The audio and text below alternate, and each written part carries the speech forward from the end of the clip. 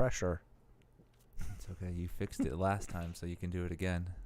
Fixed what last time? The microphone. What's up, everybody? MuseMeTV. We are live. Stop it. We're live right now? Yeah, just hanging out live. No, this is embarrassing, dude. It's not that bad. It gets worse. Is anybody watching? I don't want anybody to watch. We just started.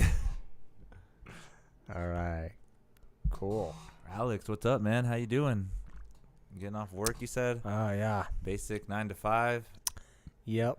It's the worst. Yeah, well, my job's all right. Okay. Yeah, I mean, obviously I want to quit it as soon as possible, but I've had worse jobs. Okay. Yeah. That's good. That's good to know it's not one that's, like, burdening you, so. Well, not as much as other jobs have. Like, Yeah. what's the shitty job you've had? Cooking. Cooking's not the worst. Cooking's the worst, dude. Well, I used to cook at a retirement home, so Right. It's a little bit easier than like a restaurant cook. Right. Like what kind of restaurant? All Chinese? sorts. I worked all sorts of places. Like I worked at Scalo, like nice restaurants. I worked in nice restaurants. I've worked in like, dive bars, But you've pretty much everything. So you know Full service restaurants. You know your way around the kitchen then. Yeah, but I hate it, man. I don't like it. Yeah. Yeah. What, is that? Do you take? I don't like cooking. I You think don't- that's what it is. You don't take those skills back home with you? Well, I mean, I cook at home, but only like, because I'm on a budget. Like I don't like to spend money. I don't eat out. Okay. I don't like to spend money eating out. Okay. But you still prepare your own meals and stuff. Yeah, out of necessity. Okay. Yeah. I think that's a very intelligent way to eat because we're supposed to be eating for substance, not pleasure. Right. Yeah, my food tastes bad. And it's God, it can't taste that bad. You make it sound like it's just dry. It's boiled chicken and rice. I eat the same thing every single day. Every single day. No. Yep. I don't have any variety. No variations. No. You're like, this time it has ketchup, next time it doesn't. Yep. I can't believe No. you don't, but you don't. You still take your cooking skills, right? This is just a. I take it. I take it seriously. Like I freaking did it for 20 years, like 15 years. I worked in kitchens. Jesus Christ. Yeah, I took it seriously there for a while, but like, I wasn't getting anywhere with it. I wasn't getting promoted in the kitchen. Yeah. And, I figured there's a reason for that. I'm not good. I'm not mad. I don't enjoy cooking something. But I mean, yeah, at least you get it done. Yeah. I mean, I just think there are people who are better at it than me. I think that some people are called to cook. I think that's a calling for some people. I can see that. Yeah. I can see that, especially being able to use you knew pretty much basic things like the seasonings and stuff, Yeah. right? At least. No, I've got like my technique is like top notch. Like it's good. I trained obviously for years and years, but it's like I don't have the passion. Yeah, you just don't like it. Yeah. That's different. Right. But you're good. You're good at it. No, and like the one thing, No. the one thing like I don't know what you find funny about that, but like the one thing that I got to in my career was like cooking meats to different temperatures. Yeah. That gets pretty difficult when you're like cooking medium rare steaks and medium well steaks all on the same grill and at the same time. That's difficult, and it's like I feel like to be able to do that job, like people can't just don't pay well enough. Like that should be like a $20 an hour starting job here in Albuquerque. Yeah. And it's like people are pretty hesitant to pay that much. Yeah. So yeah, I think that should be like and now that I'm working in the front of the house, like people like servers kill it. Servers should not be making more than cooks. And so that also bothers me about working in kitchens. Yeah. So it's like just all of that kind of came together to The rants of Alex. cause me to get out. That's it's. I guess I can see the shitty part about it. Like there are times where cooks work way harder and have to have things prepared to serve. Like the whole working at fancy restaurants like Scalo and stuff like that. How many times does it suck when somebody brings something back and they're just like it wasn't done correctly or something? Well, like that happens with like meat sometimes. Like when it's not cooked properly, when it's like undercooked. Someone orders a medium steak and it's rare or whatever. That's like that's my fault if I did that, if I'm the one who cooked that. And that took me a long time to learn how to get the temperature right on meat. And so that happens sometimes. But have you ever cooked in a full service restaurant? No, it's just okay. in the retirement Yeah, home. no. So in a full service, so food doesn't get sent back in a retirement home. I'm guessing. Very little, but like, what does it get sent back for? Because it's not maybe it's something they didn't order or something, but Uh-huh. it's not like a big selection. Like in my place, I was only cooking like 3 different meals every night. Yeah. And you either had choice A, B, or C, Mm-hmm. Maybe variations in between, like, hamburgers and hot dogs and stuff like that, but nothing compared to, like, actually. Well, it's like, when something gets sent back, it's like the whole kitchen would erupt, everyone would be pissed. Like the chef, it's not my fault. It's the chef's fault. It's the chef's food. I'm just the one who's cooking it. It's not my fault. I did everything that the chef told me to do. If it gets sent back, it's not my, unless, of course, the meat's undercooked or overcooked or something. Well, that just seems like it would be ridiculous sometimes. Yeah. But it is. When you do it, it's just a time thing. You know how much to time a steak for. That's why it's. Well, you would think it's easy to cook meat to temperature, is what you're saying. Yeah. It's not for me. Maybe it is for somebody else. Okay. And this gets into like the passion of cooking. Maybe somebody else is like, I've worked with other grill cooks who are just like, they love it, Yeah, and they're so good they can just. They love it, but not me. I don't love like freaking inhaling smoke for 8 hours. Oh man, it's good, right? Don't you? And then you get to taste your own food. You have the perks of the kitchen. You're that. Listen, there are good parts to it. Don't get me wrong. But I think that, like, for example, cooking. There's fun parts to it, but there's just like I can't tell you exactly like. What I can tell you is that, like, I've just quit so many jobs in the kitchen. I can't tell you how many different places. Like 18 jobs I've cooked.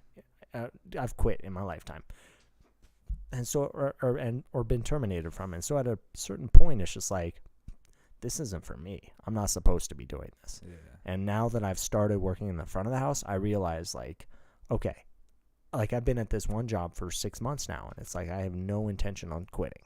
Everything's smooth. Everything's Right. going good. So that, which is different with the kitchen. It's like, I would hold jobs for like 3 months at a time. And it was just too annoying, or you just didn't want to do The it. The pay's anymore. not good enough. It's a labor of love, man. That's true. I'm with you on that one. That's You don't work in the kitchen anymore, do you? No. Exactly my point. But yeah, it's grueling after a while. Well, Alex, what? God damn it. We went on a tangent with that. Did you prepare at all for this, Malav? No, I just called you Malav. That's fine. That's one of my friends that on help. No, this is what I just do. We just rant and Cool. just have a good conversation. Right on. Interesting. It's like Bill Maher's podcast. Have you seen that? Yeah. It's good. I like that. I watch that podcast a lot. That makes sense. He's got like the cameras just hidden into the walls and stuff. Okay. And like, I don't even know. I guess the microphones as well. How long is it on for? Well, he does like hour episodes. Okay. You've seen that on YouTube, right, or no? I think I know what you're talking about. It's called Club Random with Bill Maher. That's probably the one podcast that I watch. And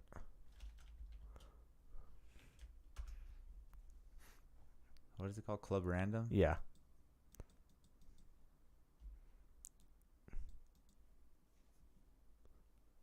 Is this filmed? Are you filming this? Yeah. Okay, I figured. The main camera up there is the one that's working right now. Okay. Okay, I see all the different people. Bryan Cranston. Yeah. But this is the one you watch the most. That's the only podcast I watch. I don't watch any other podcasts. That's it? Except yours, of course. You don't listen to any other podcasts? Nope, don't listen to them. I like watching them. Okay. Because you get to see the reaction who they're talking there, yeah. Yeah. Wow, interesting. That's pretty cool. I have to check it out. Yeah, the Burt Kreischer. So that's how you find out about other comedians and stuff? No, I just watch it for entertainment. Yeah. Yeah, no, I mean, I know most of the people that are on his podcast. There's some people that he has that, like, I've never heard of before. I don't know who they are. And I'll still watch it. I like Bill Maher. Okay. Yeah. That makes sense. telling you, Alex, we're learning a little bit more about you, man. Yeah. Do you do any of this Crazy. stuff? Yeah, like the whole smoking thing. It's just like, Uh-huh. what? That's crazy. I used to smoke for a long time. I used to smoke a lot more. I told you, like, Yeah. I've cut back recently. No. Trying to cut back. I shouldn't But- have smoked. I got so high right now. You seem fine to me. You don't come off as high. But no, I mean, I got some stories about weed, but like, I totally forgot what I was gonna say. The stories about weed. I don't know. I've just been smoking since pretty young too. Like I started really young. Right. I was pretty hardcore all until kind of recently. Yeah. Like slowed down a little bit, but Yeah. now I'm just like Mhm. ridiculous. I remember what I was gonna say. I was gonna say, and I said this earlier. It's like I just like being outside, and like smoking is just something to do, Yeah. just to be out. It's a reason to get outside, smoking, and so that's like another reason I like smoking. Well, there's those people that smoke inside. Yep, I smoke inside too, and I watch hiking videos. Hiking videos. I Hiking in like- Bill Maher. In Bill Maher, yes. Yeah, hiking though. Hiking. Hiking, climbing videos, hiking videos, yeah. What if I were to go on YouTube? What would it be under? So go check out Nick Sangetta. Quick plug. He has all these hiking videos in Fort Collins, Colorado. He goes hiking in Rocky Mountain National Park. What's his name? Nick what? Sangetta, Sangetta, I believe. And this is a guy you watch all the time. Yeah, I watch all his videos. Yeah. I like his like videography too. He's good with the camera. Okay. There's some other hiking videos where people are just like they don't know what they're doing. The camera's all shaky. Nick actually, Do you know this guy? Or you No. just like his videos? No, just Good discovered him afternoon. on friggin' here we My go. mom and I are here at the Moonflower Good Canyon, afternoon. and this is located off Cane Creek Road, just outside we gotta Moab, Utah. We gotta smoke some more weed. Official start time, 2:23. And he just hikes through this. he just hikes. And according to my book, He just hikes. this is a real Is that his easy mom? hike. I think he's with his mom right We're now. looking at about a half a mile out. That's so crazy. And They're half a good mile back freaking videos, man. for Like a nature total of videos. 1 Yeah. mile. And we should get Do some you picture ever go clips out at in the end nature, here. or Yeah, of course. like go like Yeah, this, like all to the time. different places here in New Mexico? and Yeah, stuff? absolutely. I've climbed like South Sandia Beautiful day Peak. today. You have? Yeah. Okay. What, you That haven't? blue sky No. is incredible. Aren't you from here? I know. That's so crazy. It's just a little windy. But you've never gone climbing or anything? I mean, I go climbing at a rock climbing gym. Cool, man. There's some These really people good rock in climbing tents around say here. Yeah, You've been? crazy I've in been my to opinion. like at the gym That at green is Stone about ready to Age. blow. Okay, yeah, but I mean, what about like actual rock climbing? No, Why have not? But do you want to go sometime? That You're more than welcome to come with me, I man. would That's the wanna go- best. Dude, I can't believe you do that. That's crazy. Oh yeah, man, like bouldering, like bouldering, not yeah. ropes, no ropes. I yeah, don't- 'cause just straight with your grip and yeah, everything. just like a couple feet off the ground so you don't hurt yourself, man. Do you wear shoes and stuff for that? No, you can. Yeah, I used to, but like I just you can go barefoot, man. I'm just talking about like or wear your tennis shoes. I don't I don't take it seriously. I just go have fun, Oh, that's still cool. Yeah, Pretty just cool, get though. outside, like go climb peaks. I want to go climb Sandia Peak, Yeah. to the top of the tram. I haven't done that yet. Oh, okay. That'd be cool. Is there a walking trail That's all the way cool. up Yeah, absolutely. Aren't you from here? there? I hate you so much. Like, there's so many trails, man. It's such like I'm honestly surprised to hear that on now, but like La Luz Trail goes like straight up to the top of Sandia. That's the plan. I'm planning on doing that like anytime. This year I plan on doing it. I've hiked that trail a couple times, but I've never made it to the top of that trail. No, really? Yeah. Wow. It's because like the last time I did it with someone who was inexperienced and they just weren't able to make it, and yeah, I didn't want to leave him. Oh man. Well, that's still very nice. I should have ditched him. But still, that's so crazy. I can't believe you do that. That's fun. Yeah. That sounds sick. Why are you surprised? Again, I don't know you. I don't know what Got you it, do. got it. Yeah, I act extreme sports. I'm into extreme sports. Yeah. Yeah. That would be fucking ridiculous. Hmm. But if you're interested, I would totally be down to go with you. Check it Yeah, out if one you got day. a free day, what days do you have off from work? Saturday and Sunday. Cool. I work both those days now, so Damn. someday we'll get into it. Yeah, my schedule just changed. Work wants me freaking working more days, so Yeah. taking on more shifts at work right now. Well, as long as you're doing better than cooking, like you said. Yeah, I don't hate my job, but like I said, man, I don't want to work for I want to work for myself. What is an idea that you've been wanting to do if you do work for yourself? What is it working for yourself? Comedy, dude. Okay. Hello. Okay. That's a good thing. That's it. That's my only choice. I'm not gonna make it doing anything else unless I win the lottery. No, you never know. You could be like, what? Have you ever like thought of taking your rock climbing or going and hiking and doing what this guy does? I have thought about that, but that's not lucrative. No, it doesn't matter if you can get a following for it. It's different. No, absolutely. Wonderful. And we have a following now for comedy, but like, it's just not big enough right now to where I can quit my day job. Okay. Yeah, like we've made money on those shows, just not enough. So okay. So you already broke the ice. Tell us more about your guild shows. Well, you're on it. You can talk about it. No, but I want to know like how you ended up getting that contract and stuff. Like, Well, do you want the long story or the short we story? got all fucking day. Okay. So you want the long story or the short story? Yeah, tell me the long story. I want to hear it. Well, the long story is not that much longer, but I started with Safe House. That was the one that I invited you to be the host on, that first one. Okay. Now, I just went in there. You know where Safe House is, right? Yeah. I think they're closing that space. But I just, I think I saw that. Hold on, I'm fixing the mic. So I think I saw that like someone was hosting a comedy roast battle in there. Actually, the first place I went into was Red Door, where Chuck hosts his Wednesday mic. Because I know Dana, the manager. I met her through Slate Street, which is a restaurant I worked at. Yeah. So I went to her first, Okay. and I was like, do you want to host a comedy show here? And she was like, no.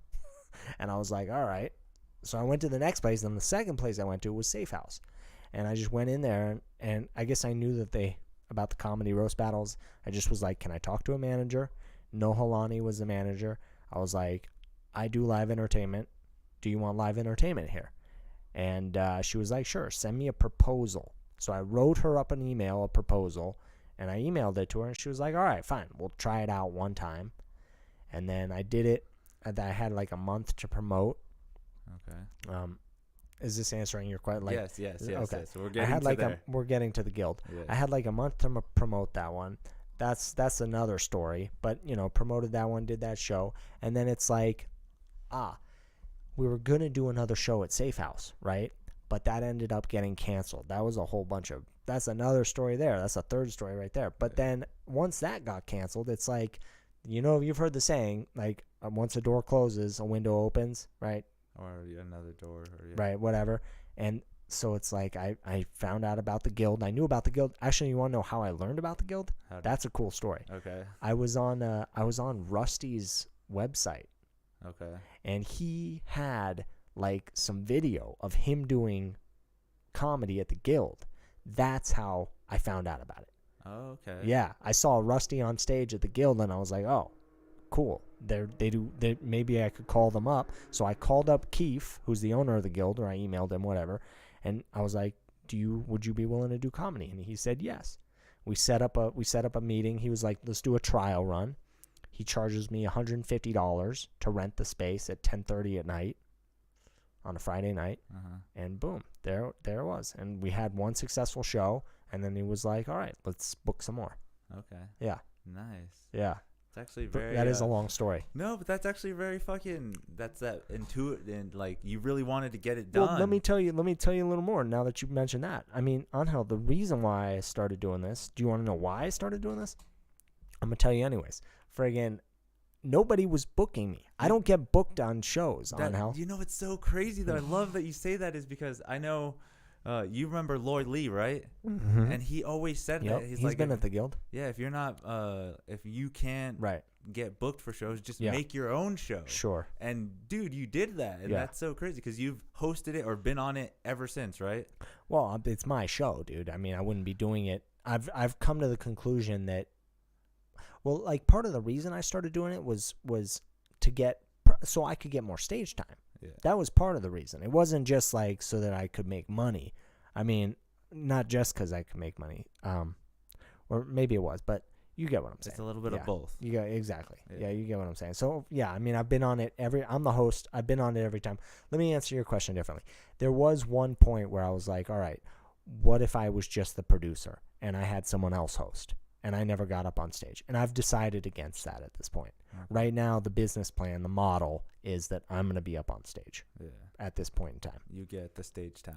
Well, it's I'm going to be hosting it, whatever. I'm going to get up and the plan is that I'm the host at this point. Yes. Obviously, I would consider at some point being solely producing and not performing. Like, for example, opening a comedy club or something. But that's just not in the, that's not a plan right now. That's not in the books. What's the saying right now? But that's still pretty cool that you're still trying to pursue the comedy aspect of it because you like that a lot. Well, I don't enjoy performing. I don't enjoy performing. But I mean, you still do it in the sense where you still want to get better. Yeah, I guess. I mean, I need to get better. But like I want to quit my day job on health. This is the impetus. I think that's the word. I've been drinking too much. That's the impetus. That's is I want to work for myself. Yes. Comedy is how I can do that. So that's so cool though. Yeah, I like that. Yep. Entrepreneurship of yourself. No, I've been entrepreneurial for a while. I tried a whole bunch. I failed at a whole bunch of other things that I've Why tried. don't you say this on stage? This is all gold. You're fucking hilarious. We should write this down. I should be writing this down. No, I'm embarrassed by some of it. But okay, so I'm not ready. It's too soon. What are some other goals that you did try, or some other things you did to try to make money that didn't work for you? I've been entrepreneurial for a long time. It's a little too soon. It's a little too embarrassing for me to talk about. But like you asked me about the hiking thing. Like I thought about, because I lived up in the mountains for a while, and it's like I thought about like starting a hiking company. Like I thought about stuff like that. I never actually did that, but I'm into like. But you can take people on like little hike trips. That's what I was thinking. Yeah. I mean, like. Yeah, it's just I never actually started that business, but I thought that could be something like because there are tour guides in big cities. I thought like a tour guide in like a ski resort would work, but I never ended up doing it. I've always been entrepreneurial. I'm not sure. But why? That's still a really good idea though. That's sick that you even thought of that. Like I'm into with the cooking, I'm into like foraging, and I thought like taking people out to teach them about the plants, edible plants would be a cool idea. But again, like these are not lucrative ideas. I'm looking for something that can make money. Yeah. I mean, that's probably like a slow burn kind of thing. It's a labor of love. Yeah. One of those again? Yeah, one of those again. Exactly. It's like you can't be in it for the money for that. It's not about the money for that. I guess I could see that, especially if you don't get a lot of tourism certain years or something. Yeah. But I don't know. New Mexico especially is growing more with the attractions they're bringing with movies and stuff. So yeah, what's not to say the right bougie is going to pay you $200 for one round. Thought trip. about being a private chef. There's another example of entrepreneurism. A private chef. Yeah, being like working for yourself, cooking for like a single client or for different clients around the city. There are private chefs. They're working that. That's a thing. Yeah. Oh yeah. Absolutely. There are people here in Albuquerque that hire private chefs. That like go to their facility and they go to right. You could do it both ways, but like, I've started like little pastry businesses. I did a lot of stuff with cooking. Like I tried to start like a farmer's market stand selling pies and tarts. That never worked out. But like good old Alex. This was when I was really young, man. Like, yeah, my sister and we started like this catering company. But like we the only clients we ever had were our parents' friends, excuse me. So it's like that never went anywhere. But like, private chef, like absolutely. There are, you can like, they'll hire you. You go to their house, and you cook at their house, and you put food in the refrigerator or whatever, So would you So you'd probably buy everything and go do it at their house. Exactly. That's right. That's how you could like start that up right now, right? Rather than renting a catering kitchen. Yeah. Where you got to put up money up front for that. There are private chef. You just go to people's houses And do sometimes just it's like cook right in their house. just for like the family and stuff like that, or Exactly. No, you just cook for their family. But those are high end, like Rich people, absolutely. Yeah, me and you are not paying for private chefs. No, absolutely. No, I never said that. I never meant that. But that's what's crazy. It's like you could get a job like that. As I'm saying, you could work for yourself because you know how to cook. Yeah, high end, really. Right. Like if you enjoy cooking and you've got some recipes, boom, like go make some money on the side. But that didn't. That's work not for out. me. You didn't think. I never pursued that. And it's not the private passion, chef. like you said, right? I just thought about that. Right. It's not the passion. What are the passions besides comedy? Well, that's a good question, man. Like hiking. Like I'm into. Yeah, I enjoy. Like I enjoy skiing. Like that's a passion of mine. You ski? Yeah, I'm a skier. Nice. I enjoy like snow sports. I like skiing. That's too. a passion. Passions of mine. You know, I'm not really a passionate person. I don't know. This is How long have you been skiing? a long time. So But I haven't. This is blowing my mind. Really? But I haven't skied in years, man, because I'm here in Albuquerque. But you don't go to like the Sandias or I don't Santa know. Fe, anything like that? No, I haven't. I mean, if they didn't even open Sandia ski resort this last year, I might buy some. Like, I don't have my skis with me. Like, my skis are at my parents' house right now. But if I could. Yeah, that'd be cool to go ski the tram at some point. Go take the tram up, go ski Sandia Peak. I'd be into that if we got some good snow one year here in Albuquerque. Yeah, just I'd like, be down. But that's like wildland But like skiing. but you need they have like a ski resort up there. Okay, I thought They have a chairlift and everything.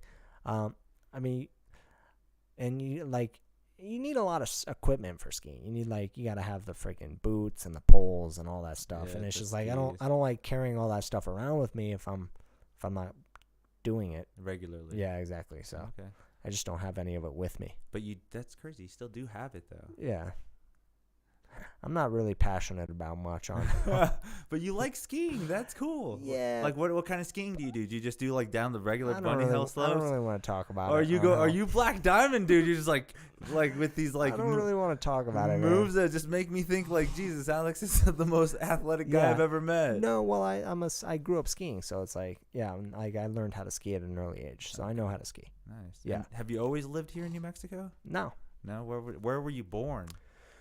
I was born in Colorado. Okay. Yeah. Colorado, and then that's where this love of the wilderness came from. Exactly. I don't really like to talk about my upbringing too much. Okay. Yeah. But where you're from, that's cool. Like. Yeah. And then you came to New Mexico when later on in life. So I've been here 3 years. Okay. So yeah, like I grew up in Colorado. My parents kind of moved around a lot. Not a lot as a kid, but like. They moved from LA when I was a kid. Yeah. So like when I was 2, I moved to Colorado. I was born in Colorado on a vacation trip, and then we were living in LA for 2 years. Then we moved permanently to Colorado. Oh, sick. But like when I was like 13, like my parents like I moved away for school, so like I didn't go to high school in Colorado, so. Here? I've been like traveling around. No, I went to school on the East Coast. Really? Yeah, my parents like shipped me out to go to school out there. That's a long story. I don't really want to talk about it. But like, fine, but that's oh my God, that's crazy. But like I moved around a lot as a kid. Okay. For school, and then like after school, I moved back here to Colorado, and I ended up like and I was cooking. Like, and with cooking, I guess that's. Like you can travel when you're cooking. Yeah. That's a good thing about cooking. It's a skill. So I cooked in I've cooked in Wyoming. I traveled around. I've cooked in freaking I was up in Santa Fe, cooking in Santa Fe. I cooked in LA for a while. I was cooking in Boston, and you get to like move around cooking, as long as you have like the money to travel, And then I moved here to New Mexico. Got a job cooking, and I just haven't left. I wasn't planning on staying here in Albuquerque. Okay. And now I live That's so crazy. Now I have no plan on leaving. That's so crazy because you know how they say that this place is like that land of entrapment? It is, but not in a bad way. Yeah. It's not in a bad way. I mean, like, it's got problems. This state has problems. Albuquerque has problems. Like, this is the worst city I've ever lived in. I've lived in LA and Boston. This is the most dangerous. But we don't need to talk about that on how. Like, I just have nowhere else to go. You know what I mean? It's like, where am I going to go? I can't go back to the West. It's too expensive. To go live in LA, dude, your apartment like this that you have would be like, after the pandemic, be like $2,500 a month. Yeah. Like $2,000 a month. That. Easy. That's ridiculous. Easy. Like $2,500 now. Back before the pandemic, it'd be like $1,500 a month. But now, so it's like, I've got my own, I live alone here in Albuquerque for under $600, bro. I could not live in LA I could not live in LA for under $800. I couldn't live in LA by myself for under $1,500. I had to pay $800 to have roommates in LA. I wouldn't even be able to do that. That's so ridiculous. It's like, and I just don't. I like living on my own. I'd rather, you know. I mean, I love LA. I love California. I'd love to be able to move back there, but it's like I can't afford it. Yeah. Simple as that. And so it's like there are other places in this country where I could go where it's reasonably priced, like in the Midwest. But it's like, you know, why would I leave Albuquerque? I'm already plugged into the comedy scene. Why would I go to Detroit right now? Why would I do that? I mean, is it really that much safer than Albuquerque is? No, but still, I like that you have this ambition for an idea that you found in this city. Like, did you ever do the comedy? Yeah, did you ever do that anywhere else? No. Oh, so you want to hear about that? So I did do some open. So let me tell you, because this is an interesting, and I have talked a little bit about this on stage, but like the first, so I did try and get on an open mic. Okay, and this was out. The first open mic I tried to get on was about 5, maybe 6 years ago now. Okay. And this was out in LA. Okay, maybe even 7 years ago at this point. I was out in LA cooking. I was living in Pasadena, or San Gabriel Valley, and it's like I took this bus. This is a little long-winded, but I took this bus to go to this comedy club out in Burbank, which was like 2 hours away by bus, for an open mic. And I got there, and it's like they want you to buy a coffee to get a raffle ticket to try and get on the open mic. Are you with me here? Okay. And I never won the raffle. So there's a lot of people that are signing up. It's so competitive. I guess so. I guess it's so competitive in California that it's like I could not get on stage at an open mic on hell. So I never got on stage. Until I came to Albuquerque. So I tried to get on. I tried to go to this open mic a couple times in LA. I was living in Sacramento for a couple months. Tried to go to an open mic there. Same thing. Couldn't win a slot on an open mic. Then I moved out here to Albuquerque. I'd basically given up the idea of getting on stage because at that point that was my only experience. Yeah. I thought that it was impossible to get on stage. Right? And then you come to Albuquerque and it's like, I had given up thoughts about getting on an open mic, and then one day I heard about, and I forgot what your initial question was, but like I found out about an open mic at Bose Brothers, however it's pronounced. Tito, right? With Tito. And it's like I just went over there and tried it out. And honestly, like I was surprised I was able to sign up. Isn't that funny? And I got on stage, and now isn't that crazy? Because like here in Albuquerque, I can get on stage like 5 nights a week if I want. Yeah. And in LA, I couldn't get on stage at all. That's so crazy. So that's what's so amazing about this country. It's like there's just different opportunities elsewhere in different pockets. Yeah. Of it. Yeah. I'm not sure if that answers your question. But yeah, I forgot what your question was. But. Well, it did have to do with you doing stand-up and when you started and stuff, and like you from. Oh, you asked if like I had planned on doing comedy when I first moved to Albuquerque. Yeah, but you already were doing it. It wasn't. I had no plans. I had no plans to do comedy when I moved to Albuquerque. What made you move here though? Did you just find out about the low prices? That was part of it. Okay. I was also I also considered myself like an aspiring poker player. Right, this gets back to the entrepreneurial part of me. I thought I was going to be some like professional poker player. But you play though? I used to, but I do when I can. But like, you want to hear a funny story? Tell me. I think it's funny. So I go up to Sandia just the other day. This was last weekend, right? Sandia Casino, right? And I go in there and I'm playing. Do you play poker? Texas Hold'em? But you know about it, yes. right? So I'm sitting there playing limit Texas Hold'em, right? I'm sitting at the tables and I'm playing, and all these people are getting something called Cracked Aces. It's a promotion that they're running at Sandia. They were running last week, okay? So it's like if you lose with pocket aces, they'll give you $100 to go to the tables or the slots. Okay, so it's basically $100 in your pocket if you lose with pocket aces, right? And I'm seeing all these people win this promotion around me, okay? So I'm sitting there and I get a hand and it's pocket aces, and I'm like, oh, I can't lose, right? So I play the hand. I lose the hand with pocket aces. I flip them over. I'm like, cracked aces. The dealer calls over the floor manager, and the floor manager is like, do you have your card? I'm like, my card? What are you talking about, my card?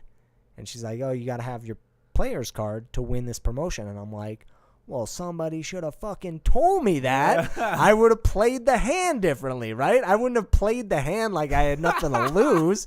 These fucking assholes at Sandia. So I just picked up my money and I walked the fuck out. And I was like, I vow never to go back to fucking Sandia. And it reminds me, like, it makes me think about that fucking slot player that just, you hear about this? This happened just a few months ago at the Pueblo, Black Mesa. Okay. Black Mesa. He played a slot. Apparently, he thought he won $500,000. They came over and they're like, "Oh no, the machine malfunctioned," and they didn't pay him. Wow. Yeah, this has happened a number of times, dude, at these casinos, and like, it's just it's a racket, dude. But they still give them some kind of money for it, right? It's a scam. Nope, they didn't pay him anything at all. And it's like a whole bunch of people gathered around him to congratulate him because the machine was going off, $500,000 win. And then the machine shut down out of nowhere, and they come over and they're like, oh, the machine malfunctioned, we're not going to pay you. That's so fucked up. That's how I felt at Sandia. It's like, oh, you guys are going to freaking. So the cards that you had could have been played differently and you probably would have won, but because I still would have lost, but I wouldn't have lost as much money. Okay. You get that? Because I was throwing chips in there, like, let's build up the pot, right? Yeah. As long as the pot's not over $100, which is what I would have won anyways had I had my player's card. No, but here's the other thing, Angel. Here's the other thing that pisses me off. The player's card is free. You don't have to do anything to get a player's card. You just have to register. You just have to right, have your ID and register and be clocked in with your players. So it's not like they're freaking losing anything, right, by me, right? It's not like they're gaining anything by me having my player's card, right? What do they get? Data? What sort of data are they getting on me playing at the poker table? They're not getting any data on me. It makes no difference to them. It's just some stupid. I don't even understand it. I don't understand why you need to have a player's card to win this promotion when the player's card is free. You don't have to register. You don't have to pay money to get the player's card to like buy into this promotion. It's just I don't even understand that, and maybe that's what bothers me too. I don't even understand that. Like why? Yeah, because it's I'm putting money. They're taking money out of every pot into their little cash drawer. Okay, so when you're doing the money thing, are you just playing with cash or do you have some kind Okay, see, that's the difference though, is because if you're registered with their player's card, then your money is on there, right? No. Everybody has chips. No, the player's card, honestly, the point of the point of the player's card, right? I believe the point of the player's card is so that it's a rewards card. That's what it is, in my opinion. It's like, right, it's like, oh, come play at our casino instead of Isleta, because if you come to our casino and clock in with your player's card, you win points. You get like points, and then you can use those points to go to the restaurants in the casino and get free food. So yeah, sure, maybe it's stupid of me not to have that player's card because it's free food, right? The longer you sit at the tables, the more... But it's not a regular routine of yours, right? No, it's not a regular routine. And I'm sitting at the table and I'm seeing all these people win this promotion, and nobody's telling me that I have to be clocked in to win the promotion, right? If someone had told me, Angel, that you need to be clocked in with your player's card, I would have gotten up, right then and gone to get a player's card. Just to That I would have done that. Yeah, that's so weird. That's It just doesn't make any sense. Like, why do you need me to be clocked in to win the promotion? Whatever, who cares? It just the whole experience kind of pissed me off because it's like I would have played the hand differently. Yeah. I may have played the hand differently. I might not have lost so much money, but enough to know that it can be done something differently. Right, and exactly because it's like again, you were trying to be an inspiring poker player. Yeah, whatever. Yeah, that's different, man. I mean, still though, you know how to play poker to the sense where you have a Right. poker face. Right, you know when to right. call the numbers. Right. You know what kind of. Yeah, like, I wouldn't have played that hand like an idiot. Yeah. Right. I wasn't even thinking during that hand because I was like, I'm getting $100 either way. Yeah. So maybe it's my fault. Maybe they had the writing somewhere on the wall, but it just the whole experience pissed me off so much. Like, so I mean, we were talking about that. So we were saying like why I moved to Albuquerque. So that was one of the reasons was that they have a casino and I could have played poker. Oh, really? So that was one of the reasons. Idea coming here. But it's like, there's other reasons. Honestly, I had like mental health issues and I thought like coming to Albuquerque would help me with my mental health. And I was right about that. That's another story entirely. Like I want to talk about that on stage a little bit. Being out and stuff more and just I would describe it as like changing your horizons. You know, like there's a quote by I'll quote a freaking writer. I think it was like it was a great American writer. I forget his name, but he said that travel is fatal to bigotry, prejudice, and narrow-mindedness. And so I think so I was just partly just traveling. I was just trying to travel by coming to Albuquerque. Not like I wasn't planning on staying here forever. I'm still probably just passing through, but I ended up putting roots down here in Albuquerque now. Yeah, that is sick. It's crazy that you live a life though that I wish I could live. What do you mean, Angel? Your life is freaking amazing, dude. Dude, I've never left this place. Yo, you should see my apartment, dude. We're not talking about that, though. You've seen the world way more than I have. That's what blows me away. It's like, well, why don't you travel, man? Why don't you travel a little bit? Like, I'm a little scared. Like, Dude, what are you scared of, bro? You haven't even...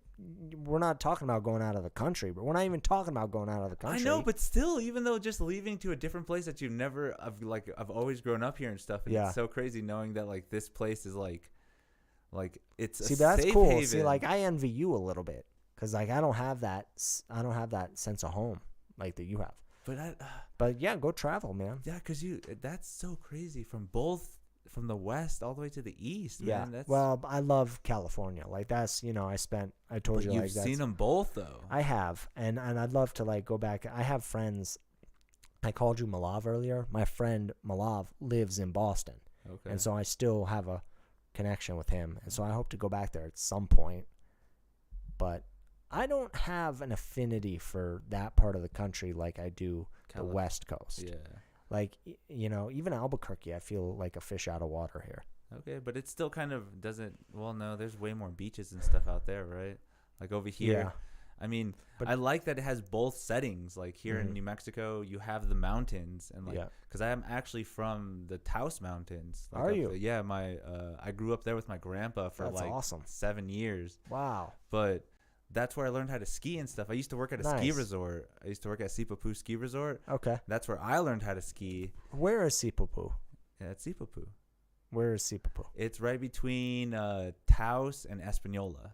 Okay. It's a ski resort up on the mountains. What is it like? Is it right? There's a high road to Taos, right? Yes. Is it along the high road? Yes, the high road. The high road. Hey, that's cool that you know. Well, I lived in Santa Fe, so I heard them talking about the high road. Yeah, because that road is actually really cool because it's like so windy and you see so much scenic route and stuff. It is cool. That is so sick. So that's where. So you live there or you work there in Sipapu? I worked there in Sipapu, cool. And then I lived in a smaller town, maybe like 10 miles away, called Penasco. Okay, and that's awesome. I think I've been through there. That's awesome. Yeah, my grandpa lives up there, and he has like a little wooden cabin and stuff, and he's built it ever since he was like he started building it when he was like 22 back in the day.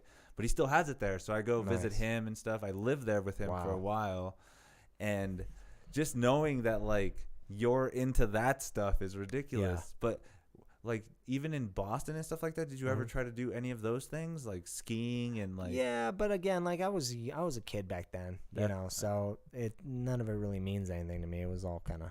It was still fun. That was sick. Yeah, and like I skied on the East Coast, if that's what you're asking, but like it's not good. The skiing's not good. Like I grew up skiing powder, dude. Yeah. Like it's like what they have in Sipapu. Yeah, Denver and stuff. Yeah. That's sick. Right. So it's like when you go out to the East Coast, it's like ice.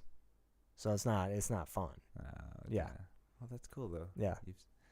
You've seen the world. It's so crazy. I've seen part of the world. I've traveled a lot, but like I also had pretty serious mental health issues. And so like I use travel now to like help me with my mental health problems. That's so crazy though.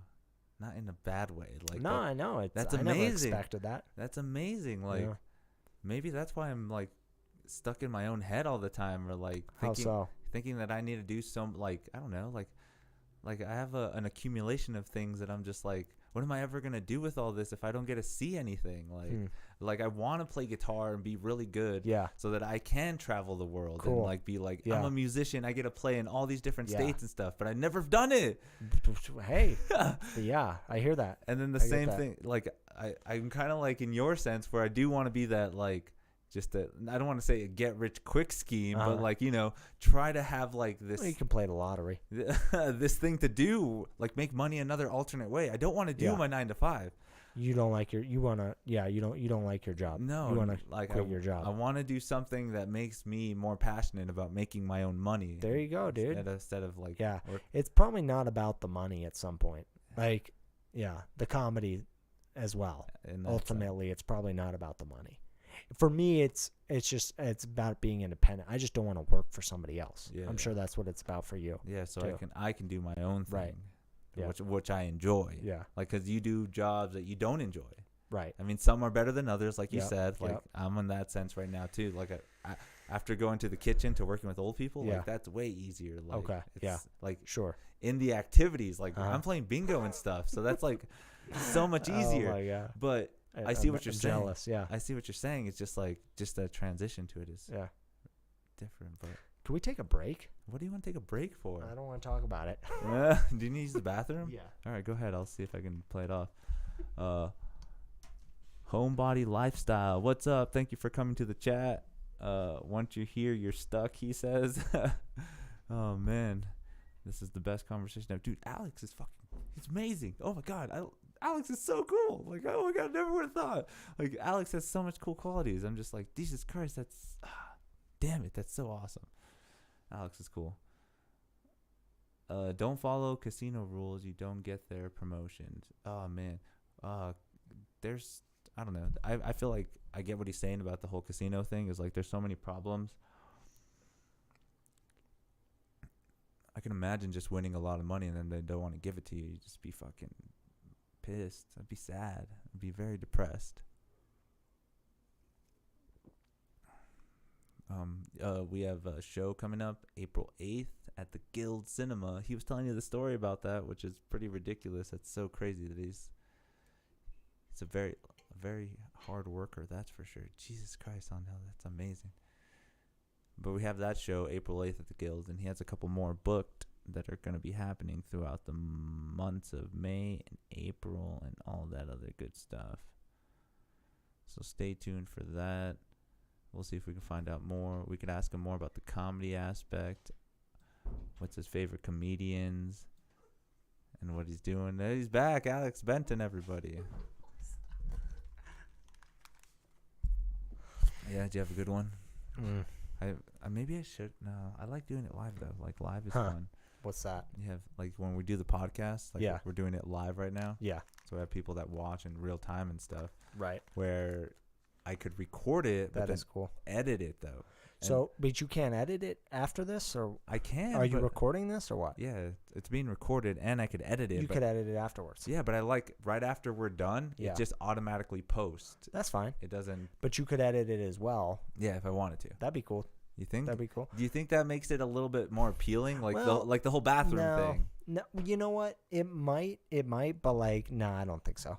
Ultimately, like, if I was taking this seriously, I would have I always use the bathroom right before we started. No, but that Or you would like, or you only do it for an hour at most. Like Bill Maher only does it for a certain amount of time. But if this is like gonna go, if it's gonna be a long podcast. Yeah, that's what I like to do. Like I've always been a fan of like the whole long conversation topics. Yeah, then don't even worry about it. Yeah. But what are that's what I would say. But that's the only thing you've ever listened to is Bill Maher? Like you don't listen to like anything else? No, I've listened to other podcasts. I just don't follow them. Okay. Yeah. Okay, so how did you get into comedy though? Like I know you said you were trying to do it in LA, then you came here, but what makes you pursue it now? Is like, do you do a lot of research about it and you already know about a wide span of comedians where you're just like, the way they tell their story and the way that about like the struggle of comedy, like what makes you strive to do it more? Like, well, I just know that I could be a stand-up comedian. Like I just know I could do stand-up comedy. Since when? I've known this for like 20 years. Okay, even when you were younger. Since I was like 13 years old. Okay. Yeah, something like that. But are you the funny one in the family? Like my dad's funny too. When you go to like different places, do you make people laugh and stuff? I guess so. I guess. Yeah. I am a class clown. Like I make people laugh at work. Okay. Yeah. So you're kind of the charismatic dude, or are you kind of like low ended where you just cook your meals and don't say much, or you're not like all like interacting with the other fellow people in the kitchen and stuff like that? It depends on the job, but like no,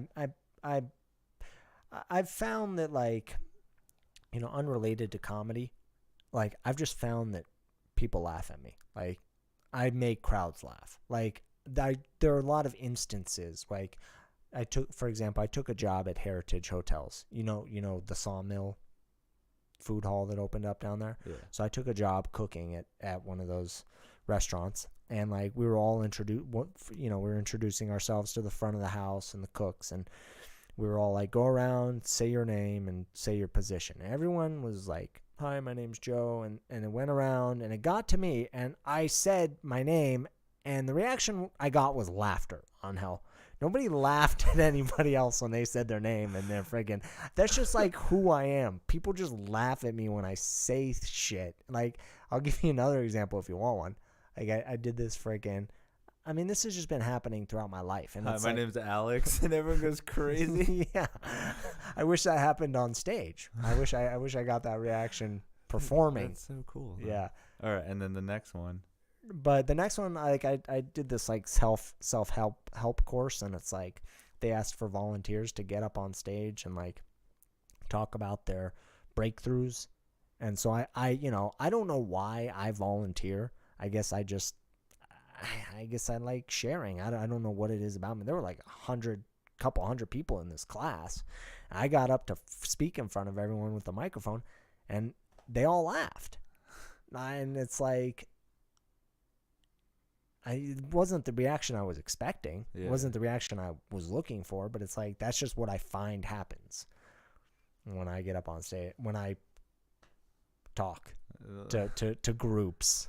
Well, that makes sense. I mean, I've seen you do some pretty good at certain open mics and stuff. Yeah, I've had good sets. I've had some good sets. That's so weird though, because does that make you think like now it's kind of depending on the crowd and stuff? Like, oh yeah, the room. Yeah, the room, 100%. It's all about the room to me. Okay, that's like the and obviously the crowd too. Like right now. You and me talking, like you are the crowd for me right now. I'm the crowd for you. And it's like, this is a crowd of one right now. I mean, it's a huge difference between having one person, one audience member, and having, I don't know, 20, 30, how many we're going to have at the Guild on Saturday. Yeah. That's why I spend so much money promoting these shows, because I want to make sure that we're going to have an audience. Not just and that it's not just going to be us comedians listening to right, because that's the difference. It's a good spot too, because there should be more I mean, you've done some barking before, right? You know what barking is? Well, I pass out flyers. Yeah, okay. Yeah. and then like the night of the show, like people standing there and like letting people know like there's a comedy show going on. It's late at night. It's late at night. It's also, I don't know, man. It's not a super walkable town. Like if it was New York City or something, or even LA, like where people are walking around a lot, then 100%. But I don't feel like I don't feel Nob Hill is just like very walkable place. I don't see a lot of people walking, especially at 10:30 at night. Nobody's walking around at compared that hour. to like downtown. Even downtown, and our downtown is like kind of crummy compared to what you've seen. Yeah, that's so crazy. It's but like downtown on a Friday night, like for example, Art Walk. Like Sarah has mentioned doing this for her comedy club. It's like barking during Art Walk. Let people know. That's but I I do this with flyers. It might not be the night of, but I'm passing out freaking thousands of flyers for these shows. Really? Yeah, you didn't know this? I did not. I brought some flyers with me if you want to see them. Okay. Yeah. I'll give some out. Yeah, I'll crack them out right now. I'll grab them right now. I'll show you. Look.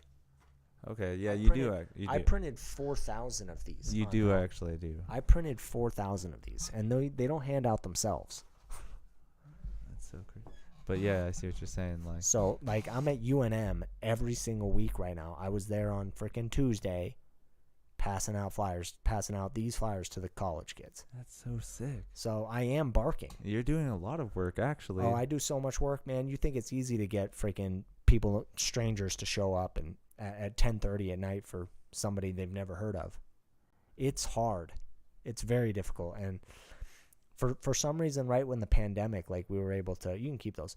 For some reason during the pandemic, we were able to like get, people like get a good turnout. Yeah. But I think that might have been like the peak. Yeah. I think it might have just been easier. Right when the pandemic, right when everything opened up. So what is your knowledge of actually booking bigger acts then? Do you mean like bigger acts? I have no knowledge of that. There has to be a way that you can book a really good headliner, kind of like Dry Heat does. Well, but like, and then they come to that's your main headliner is somebody from out of town and stuff. Okay. Like I know what you're saying. I know this time you have, you have Brian, Nystrom. Yep. He's coming. Yep. Which he has, I think, bring a little bit, but I mean, it's not. Nobody knows who he is. I love Brian. He's amazing. I think he's an amazing comic. I haven't seen him perform much, but I'll bet you he's gonna kill it. He's funny. On Saturday. Yeah. And at that point, I'll be able to use him as a headliner. Yeah. Right. Right now, which means 30 minutes. Right now, I just don't know. First of all, how do you write? Okay, first off, I just can't afford it, Angel. That's what it is. Well, I think you would have to figure out what prices are for lesser known comics, but still on a higher circuit. Yeah. Like there are some comics out there that are kind of well known, but still doing $100 shows and stuff. Yeah. I think I kind of get what you're saying. Like take Jerry Carnes for example. You know him, right? Yeah. So he was asking me for $400 to book him for a Friday night at 10:30, and it's like you don't make your money back. I'm not right. I can't afford that. I'm not interested in right. Let me tell you why, Angel. That's not the kind of show that I'm running right now. Do you know how comedy clubs make money? Alcohol. Okay. I don't have a liquor license. Okay. Right? If I could do that, if I was to open we were talking about this a little earlier. If I was to open a comedy club and just be a producer, I would 100% go that realm and book big acts. But you're making more money because of the liquor license. Right. See, the way the business works is the touring comedians, they get to keep the door. So that $15 that you charge for tickets, that all goes to the performer. And then the business, the company, the comedy club, they get to keep the alcohol sales. So, for example, like Hyenas, you've heard that another comedy club is opening up here in Albuquerque. So the way I was checking out their club in Dallas, and the way they structure their sales is $15 gets you in the door, plus you have to buy at least 2 drinks. So you're ending up spending like what, $30 per person a night? Yeah. Because you still have to buy the 2 drinks, which are probably like $5-10 a piece. And you And still the comedy club makes whatever max in Dallas would be what, maybe 25 or 50 people maybe? Well, that comedy club is probably 100 people that they have in that room. Okay. It could be even a bigger room. It could be like 400 people in that comedy room at Hyenas. Okay. Yeah, this one here at Hyenas could be 100 people, could be more.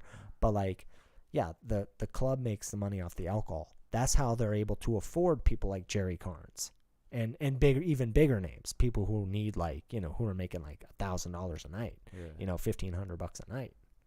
Like, think about like some lesser named comics. I'm trying to think like Joe List. You know who Joe List is? Yeah, I can't think of him but yeah, someone like that. Someone like freaking Lewis Black is pretty well known, but like that's someone who would still work the comedy clubs, I feel like. You think so? Yeah, maybe someone even a little bit on, but we're talking about you know what I'm talking about. We're trying to understand the business of it, man. Jesus Christ. Yeah, exactly. It's a lot. You're totally killing it though with the Well, I've lost a lot of money on hell. You understand? I've lost a ton. Is it okay? Is it because of the are you gambling on if it's going to be good or not? Okay, so I have to spend all this money on the advertising, like those flyers. Okay. Those flyers plus the graphic design. I'm taking out a $400 ad for Saturday. Okay? That's $400 whether the show goes on or not. If this show gets canceled, I'm out $400. Okay, but that's what the expenses are. You're doing more of the promotion side, and that's because of a bigger turnout, right? Right. We need to try and get a turnout. But like you said in the beginning of the pandemic, you had a bigger turnout, so that kind of got you really alluded to the aspect of like, I'm making money off of this, right?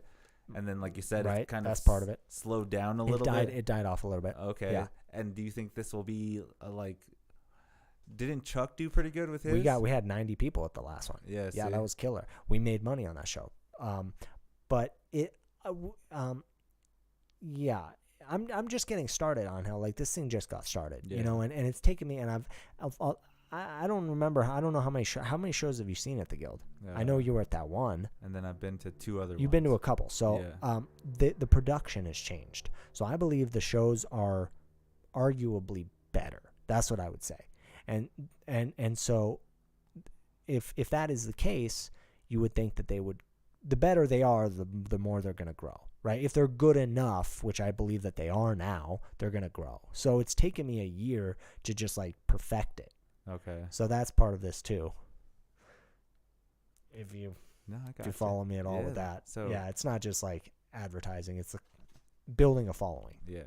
And that's now. Right. Now I feel like people here are starting to trust me as a producer. Okay. They're starting to understand that like we actually produce high quality shows, that it's going to be worth their time. Okay. Yeah. So yeah, that's a lot though. Like I said, like advertising in the paper. Yeah, I'm advertising in the old Alibi. Okay. Yeah, I was advertising in the Journal, but I don't think that was doing anything for me. Okay. Yeah. So I'm trying out the Alibi for this week. Another avenue just to see if it turns out better or not. Well, they wrote an article for the last one in March with Zach, and that I think is part of the reason we had such a great turnout. We had some free publicity, so I'm kind of like paying them back a little bit by purchasing advertising from them, and I'm also testing it out. Like if it's a good turnout, then I'll know that newspaper is a better advertiser than the Journal is. Okay. Yeah. And I might use them again. Okay. Yeah. Jesus Christ. See, again, you're just, all the facts, figures, and numbers. You're well, just I'm willing to lose money on this, on hell. That's what it is. But you've seen the turnout before. That's why you're still going at it. Well, I know it can be great. Yeah. Like we've done the one that, were you at the one in February? You were at the one on February 11th, weren't you? With who headlined? Hannah Howard. I was there, yeah. With Royal, yeah. And in April. Yeah. That was an amazing show. That was the best show I've ever put on. One of the best in my opinion. Why? it was just perfect. I mean, it was just a perfect show. It had enough. Yeah. Everything was filled. It was just perfect. Like, no, it wasn't just the turnout. I mean, we had a good crowd. It was much small. We only had 30 people there. Yeah. But just the production was perfect. Like, to me, it was just a perfect show. And so it's like, I forgot where I was going with this, but yeah, whatever. So yeah, no, totally but, forgot.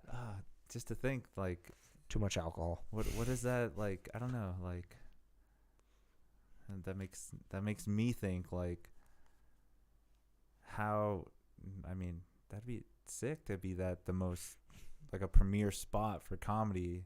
Yeah, well, I mean, look at Sarah right now. Look at Dry Heat. They're selling out shows. Yeah. So that they've built up a good following there. And they So, have, I think they have like a, what are those things called? Like a Rolodex with comedians too, Right. as well. And I'm building that up too. And I'm working with, like, I've actually spoken to Sarah. This kind of gets to what you asked just earlier about booking comedians. I've talked to Sarah about booking shows for me, right? So Sarah would be willing to book comedians for my show at the Guild. Okay. We haven't agreed on a date, but like, I'm more than interested. I mean, Chuck is currently booking comedians for me at the Guild after this show on April 8th. He'll be booking all the shows ongoing right now for May and June. And then once we start it up again in the fall, Chuck is the booker. So he knows comedians that I don't know. So he's going to be booking, bigger name, whatever. You get what I'm saying? So, yeah, I mean, and then I'm meeting people. Like, I met Brian Nystrom through you, and I'm just building up a Rolodex myself. Okay. Yeah. So you have it for, Right. so where does this go then? What do you mean? Like, so the avenue of building a comedy scene. Yeah. For financial stability. Totally. Yeah. Or the trying to be the comedian to be in that spot of getting booked for. Got it. What are you trying to go towards? I don't get. I'm just looking at the facts right now. The facts and the evidence show that I don't get booked. But people don't book me, and I don't think, right. And maybe at a certain point, I'll be big enough where I can get booked. Maybe that'll happen someday. But nobody actually is booking me right. Nobody's booking me right now. So I'm not planning on anybody ever booking me. I'm planning on booking myself from now on. But at that point, do you think it's because it's the lack of material? I don't care. I don't care what it is. I know what I'm capable of doing, and I do it at the Guild. We're going to do it this Saturday. It's going to be an amazing show, and I'm going to kill on Saturday, as are you. And if nobody wants, and I'll just continue to produce my own shows. I'll continue to just produce, and if I'll just, at some point, I may or may not headline. That I don't know yet. Okay. I may headline at some point. We'll see. Is that what a thing you're trying to strive to, or no? No. I'm just trying to make money. Okay. I'm just trying to work for myself. That's it. But comedy is a good avenue that you found that's also fun, right? Well, I don't know if it's fun. But it's funner than. But at least I'm my own boss on Hell. Yeah. That's what's fun about it. I don't have to freaking like. This is a good question. I don't have an answer for you. Like, if I was to win the lottery right now, if I was to be rich, I don't know if I would still produce comedy shows. Okay. Yeah. I like that. Yep. So, and that's a wrap. No, that's great. That's cool. Like, you have a different aspect in the comedy realm than a lot of other people do. Oh yeah. Like, there's those people that are just like, even though I bomb all the time or I don't do so great, I mean, you still try to just be a funny comedian. Yeah. But you do it because you like doing comedy, because you felt it since a while. Don't like it. Don't like doing comedy. I don't hate doing comedy. It's not that I hate being on stage. I just don't seek the limelight. I do it because right now, maybe someday I'll enjoy it. Well, maybe I enjoy it. I don't know if I enjoy it. Isn't there sometimes where you get a laugh and you like feel the like? Yeah, obviously that's fun. I mean, I'm it's a means to an end right now, comedy. I don't do it I do it because of what I believe comedy can get me. That's why I'm doing it. Because I want to be in show business. Okay. That's why I'm doing comedy. Okay. Yeah.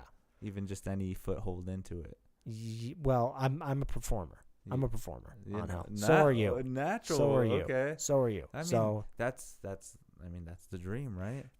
well, I don't know if I dream of being famous, but I dream of being in show business, working for myself. That's what I want, I guess. Okay. Yeah. That makes sense. Yeah. You did good, Alex. That's good. Thank you. That was a rant and a tap. So what now that you do comedy, what are some comedians you look up to that have helped you lead your way? Oh, come on. That's too easy. That's a broad question. I don't even know how to answer that. Come on, there has to be some comedians. I mean, everybody. Everyone who is in comedy.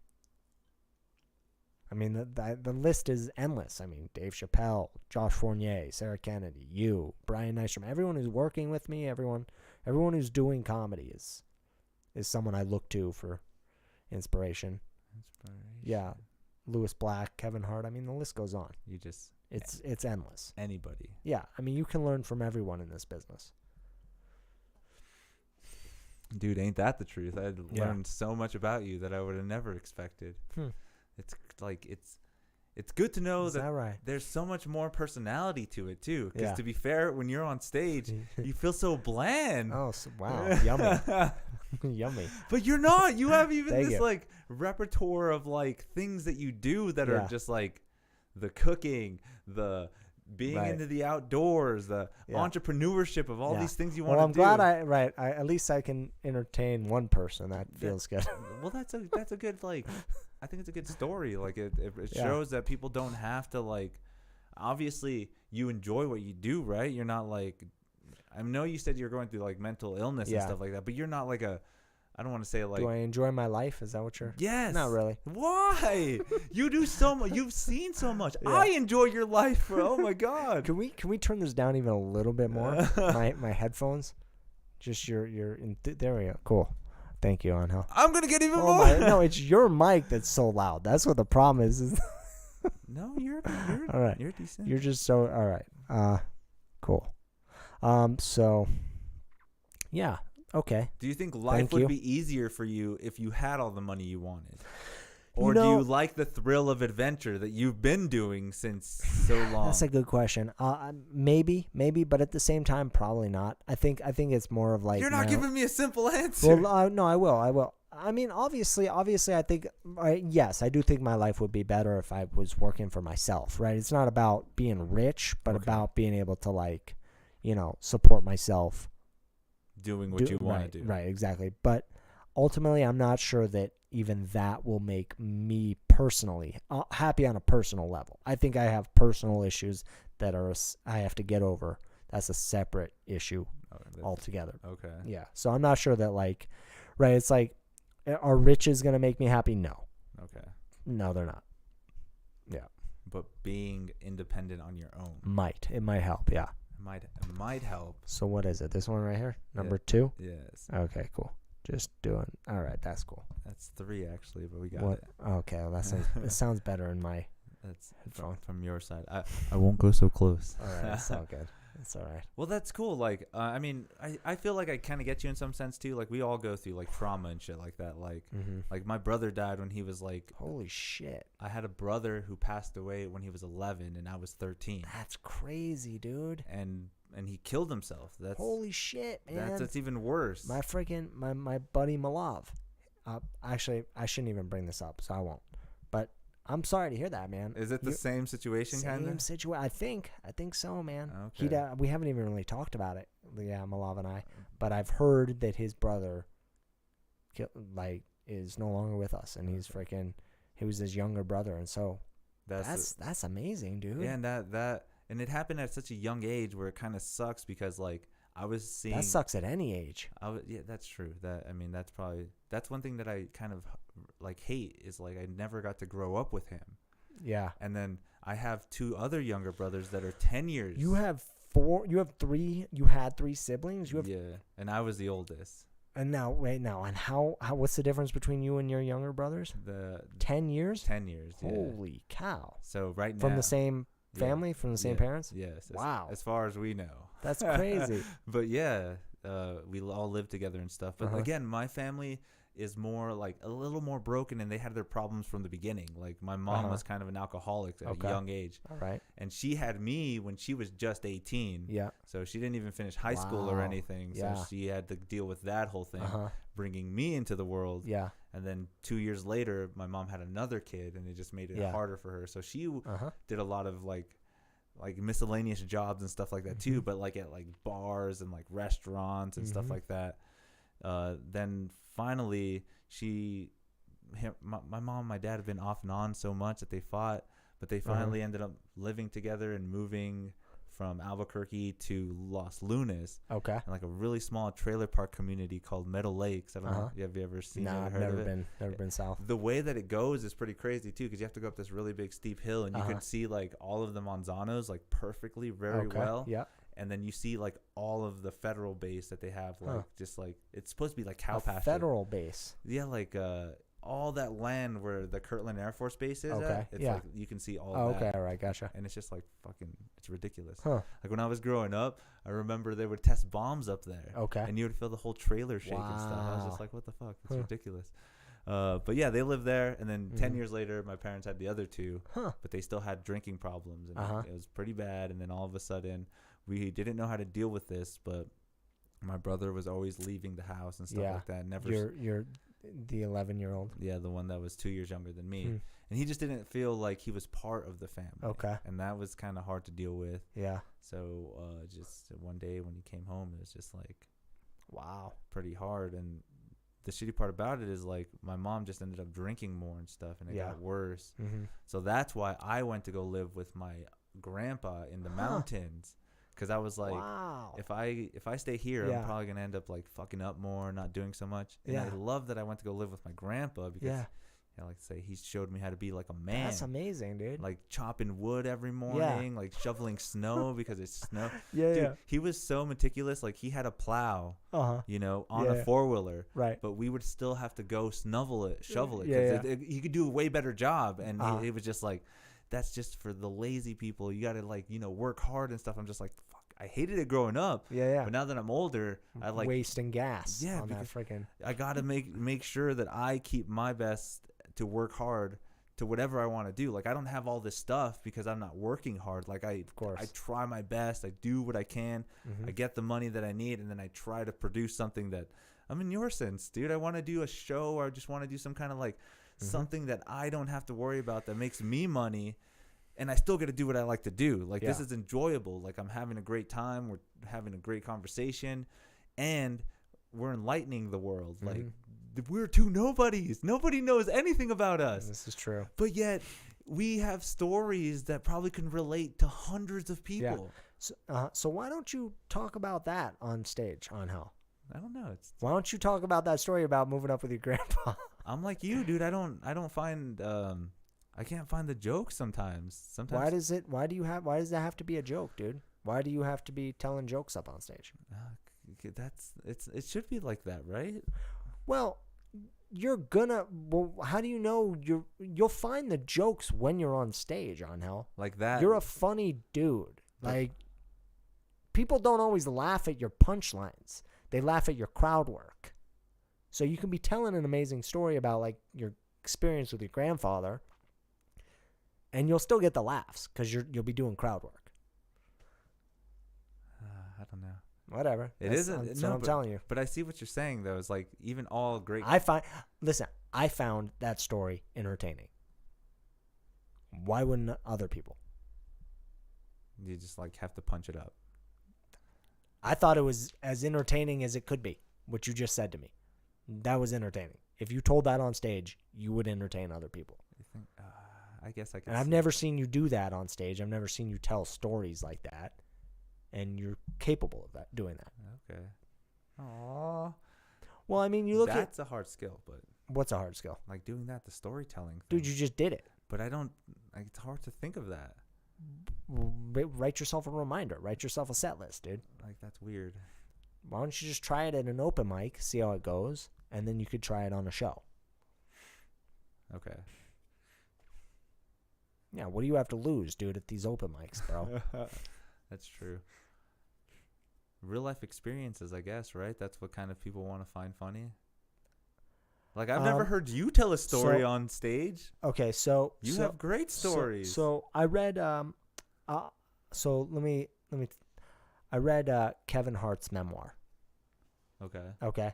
And in Kevin Hart's memoir, and if you watch who's that freaking guy that takes off his shirt? Bert Kreischer. Bert Kreischer does nothing but tell stories about his own life. That's all his comedy is. Did you see That's that? all he does. Did you see that new one, Razzle Yeah, I did. Dazzle? Yeah. Okay, so it's all just storytelling Yeah, of his family, of his freaking. He tells his jokes are things that other people said that are funny. That is what his comedy is. It's not even his jokes. He's just repeating what other people said that is funny, and it's all storytelling. But I'll expand. Kevin Hart in his memoir said that, like, when he was coming up, somebody told him the same thing. Like, when he first, do you want to hear this? Yes. So and you should read it. It's a good memoir. He came up, and this is like talking about storytelling. It's like he came up in Philly doing comedy, and he got up on stage, just telling stupid jokes. Okay, Like the stuff we do. Sort of. Let me try and think of an example. Just, like, whatever kind of jokes. But I'll just tell the whole story. And he did stupid jokes. Right. He would do stupid jokes, and like he would kill. They would get laughs. But he started hooking up with this other comic who he looked up to, and the other and he asked the other comic, "What do you think of my set?" Right? And the other comic was like, "You didn't talk about anything up there." And so this was the point when Kevin Hart was like, when this guy told Kevin Hart, like, you need to start talking about your real life, like relatable experience. And now you look at what Kevin Hart's comedy is, and Kevin Hart's, it's all stories from his own life, like his kids and his family and stuff. Going to a movie theater or something. Right. That's what his whole life is now. And that's what the advice that his comic friend gave him when he was coming up in Philly and New York City. He was at the comedy clubs in New York, and the guy was like, "Yeah, you didn't talk about anything up there." And so he was, even though Kevin Hart was getting laughs, his friend was like, that wasn't comedy. I don't know what that was, but it wasn't. And so that's when Kevin Hart started like talking about relatable stuff. And where do you think we fall in that? We're still not I've started telling stories. Okay. Oh yeah, just because you haven't heard them doesn't mean I haven't done it. Like, I've started telling stories from my own life. Because I know stage. I know you always. Now that I know you, that we've had this conversation, you even start some of your jokes were like, "I knew I could always do this since I was 13." Yeah. And I'm just like, holy shit! Like, that's Mm-hmm. part of that. That's actually you trying to tell the story of why you can do this, right? Right. Exactly. That's another story. But you should do those things where you thought you made people laugh, like that story where you talked about everyone saying their name and you. Right. That was funny. Absolutely. No. I mean, I will at some point. Write it down. Absolutely. Put it, make a set list. Absolutely, man. It's but I get it, and that's what's so cool to start discovering about this craft is like, I still think I don't have my voice either. Like, I have some good jokes and stuff, but yeah, you have good jokes. I don't know what you mean, like your own voice. I don't buy that. And I hear Jake Otero say, you just need to get up on stage on Hell, like you're going to do on Saturday, and that's it. I'm going to give you the best stage to get up and perform on, and you just need to get 15 minutes. You're going to come do 15 minutes, and then I'm going to book you for a headliner set. Then you're going to come do 30, okay? And you just need to build up your confidence. It's not about getting your voice. I don't think that you need to get your voice. I think that you are already funny. Sure, I think that you could expand your... Obviously, I have other tips for you, right? I just asked you, like, why don't you talk about that grandfather story? That's an amazing story. Talk about, like... more life experiences. Yeah, talk about your own freaking... I found that pretty entertaining, pretty interesting. For you, and for Jake Otero too, I think it's just about getting that stage time, that experience. And I'm going to give that to you on Saturday. You're getting 15 minutes. And then Jake's getting 20 this summer. And then I'll get you 30 on the next one. And then once you get to 30, it's like, that's a headliner set. That's technically a headliner set. But I mean, headliners typically do an hour. Yeah. So, but I figure if you can do 30, you can do an hour. Yeah. That's where I come from. That's still work though, man. What do you mean work? Like, don't nah, you, dude. You'll see on freaking Saturday. Just get up and do your thing. It's easy as pie. It's hilarious. Yeah, I'm nervous about it too. Like, I've never done more than 5 minutes. So it's like, I'm concerned about having to do more than 5 minutes myself as well. But I know that, like, once you just do it, it's easy. It's not as bad. No, I'm sure it's easy. You just have to do it and get through it. And if people walk out, then fine. Forget about it. Who cares? They paid. It's not your fault. It's not your fault. It's my fault. I'm going to put on the best show possible on Saturday. I like that you have that, like, mentality that you're trying and you're going to do it. Like it's already happened. Yeah, you don't say, you're just like, oh, well, maybe it'll be okay. You're just like, I used to. When I first started, I got nervous, but then, I've had a year to, like, tweak. It's been a year every single time. Now you see I brought my own light stands. Now I'm bringing my own light stands to the guild. And so it's like, it's taken me a year to learn how to properly light the stage, so now I've figured it out. So it's like, now I know what to do. I'm not tweaking anymore, is the point that I'm saying. What I did on February 11th is exactly what I'm going to do on April 8th. It's going to be the exact same production, exact same lighting. Yeah. I'm excited. It's going to be amazing, as long as people turn out. Obviously, there is one thing I can't control, and that's the turnout. But if we have a good turnout, which we've always had, we haven't had one poor turnout since we started. What would be a poor turnout? Poor turnout would probably be like no audience members. Be like, I don't even have an exact number for you. I mean, maybe you need a quorum. Maybe you need like 10 people to have a good. I don't know what the number is, but luckily I've never had to worry about it. We've always had like at least the fewest people we've had is like 30 people, and that's a good turnout. That's all you need. And I mean, obviously, I would say that was just as much fun. The show that we had with 30 people was just as much fun as the show with 90 people. Yeah. So it's like, as long as you have a certain amount, which we will have. I mean, I spent a lot of money just to make sure that we have people there. I'm willing to lose money on hell to make sure that we have a good crowd. Yeah, so I have no reason to believe it's going to be a poor turnout on Saturday. That should be fun. Like, again, we still got a week. We could promote some more. Oh, yeah. Technically what this is for. I mean, yep. We had 4 people viewing, but that's still people that didn't know about the show. No, I'll put it on my channel. Yeah. I'll share this. Yeah, I mean, we've been able to pack out the guild. We've been able to have 100 people there. So wait, we're going to do it again. So with this in mind, what is the next step for Alex in this? Yeah. Like, you're still going to be producing shows here for a while? Right. Are you still kind of looking for an out to go somewhere else? Okay, so you want to know the plan. The plan right now is I want to go to Austin so bad.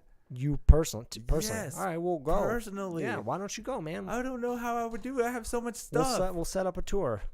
Well, you could move there on hell, but that's what I want to do. I'd love to move to Austin. Yeah, man, you could totally. That's so crazy, though.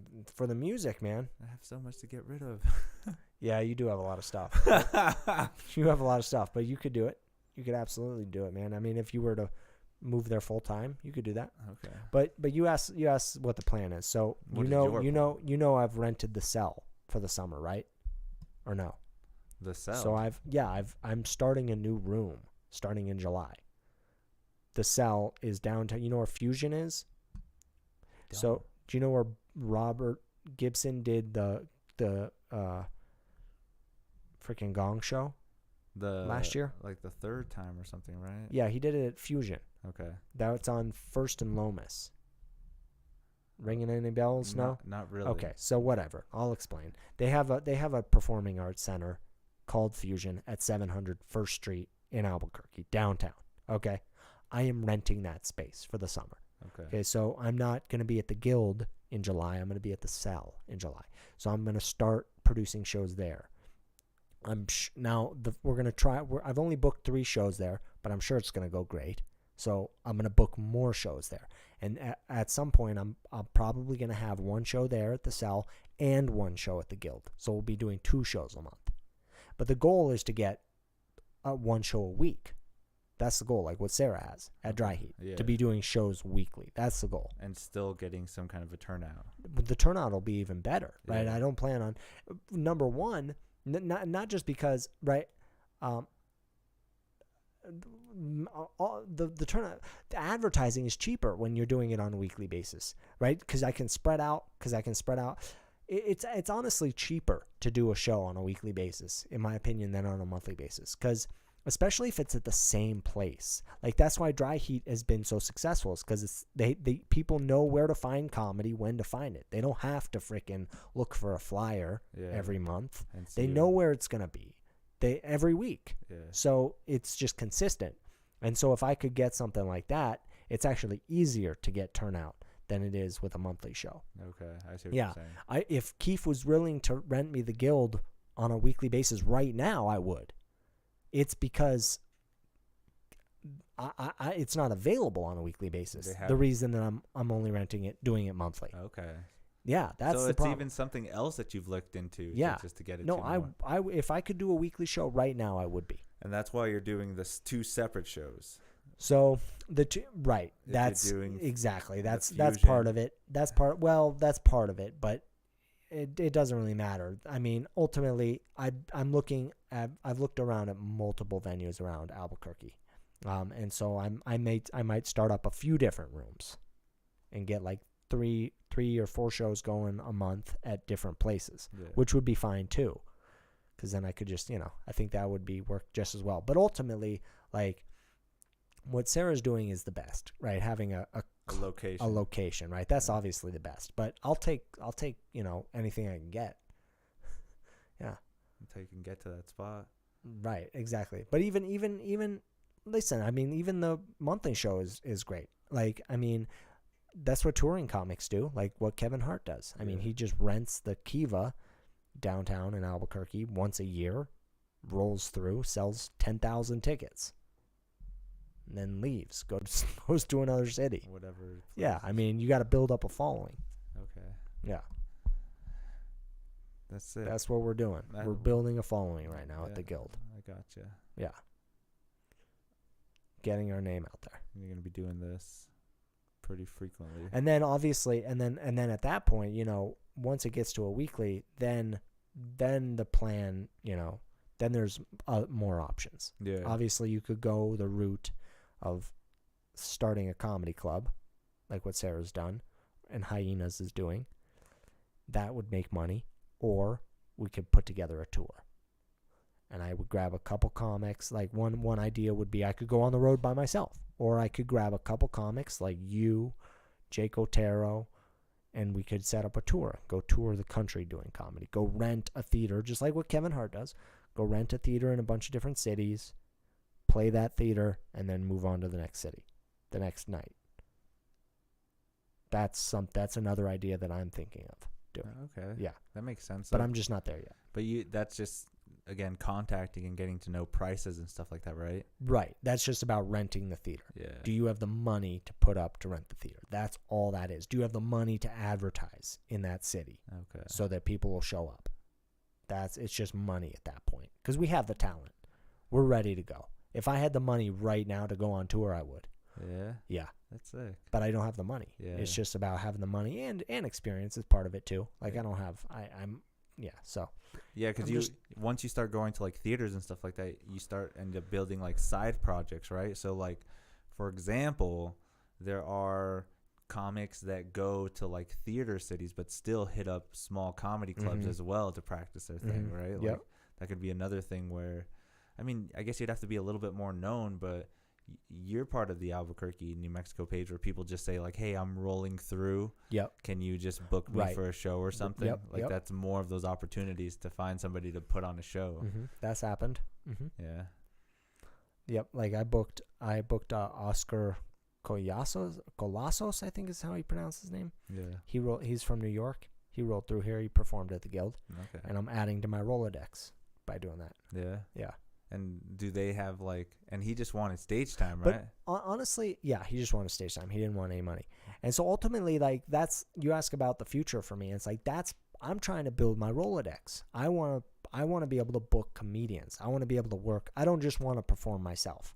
I want to be able to book people like you and pay you money to be able to do stand-up comedy. Yeah. Yeah, that's something I want to do. So that's part of the plan as well. Makes sense. Yeah, so I would definitely consider touring by myself, but also touring with people. Right. That would be my preference. That probably would help too, because more expenses can be split among each other, right? Yeah, and right, exactly. Like it's not like I wouldn't like the fact that you have to go out of the way and book the whole theater yourself and then have to pay for the advertising and stuff. Yeah. I mean, if you're in the producer role and you're doing very well in that, then Yeah. I can see you doing that for other comics and stuff Uh-huh. and still getting stage time with that. Yeah. But in the other sense where it's just like, well, let's just hit the road and see what we can do. I think it'd be more of like a mutual thing where we have to culminate together. You don't got to do that. I appreciate that on how, but that's one of those things. I think as an inspiring comic myself, if I wanted to go on the road with you, let me put it to you this way. Listen, I'm willing to put up the money. Okay, no matter what, I'm willing to put up the money. But what I would recommend to all comedians is doing a percentage deal. That's what I would recommend to you and every other comedian going forward in their career is don't work for fees. Try and work for a percentage deal whenever you can. You're going to end up making more money when you work for a percentage deal rather than a flat fee. You understand that, right? Yes. So, yeah, it's like if we go on tour, we'll split the profits once I make my money back on my expenses. But you guys don't have to. I don't need people to put up the money. I have money to be able to put up money to rent the theater right now. Interesting. Yeah, as long as I have the money to put up, I'll put up the money for myself. I don't care because I don't need Okay. Yeah. Yeah, you don't. I'll do it by myself. At this sense Mm-hmm. though, right now, I guess it's just ending up to find out more about the comedy spaces, right? Or the theaters or whatever you're trying. Exactly. Because you can still kind of book that same thing for comedy rooms, right? Like if you were to go to Arizona, the Improv or something, you can come with hey, can I rent this room out for these many comedians? Yep. Is that a little bit more different or? Honestly, take Hyenas for example. I'm already thinking about that, approaching Hyenas when they open up in Albuquerque to start an open mic maybe. Yeah. I don't know what they're going to say. Each place is different, but I don't need comedy clubs. There are theaters throughout the country that rent their space for money. And like you said, it didn't have to be an extravagant theater either. No, the Guild is freaking 100 seats, and we kill it at the Guild. It's an amazing show.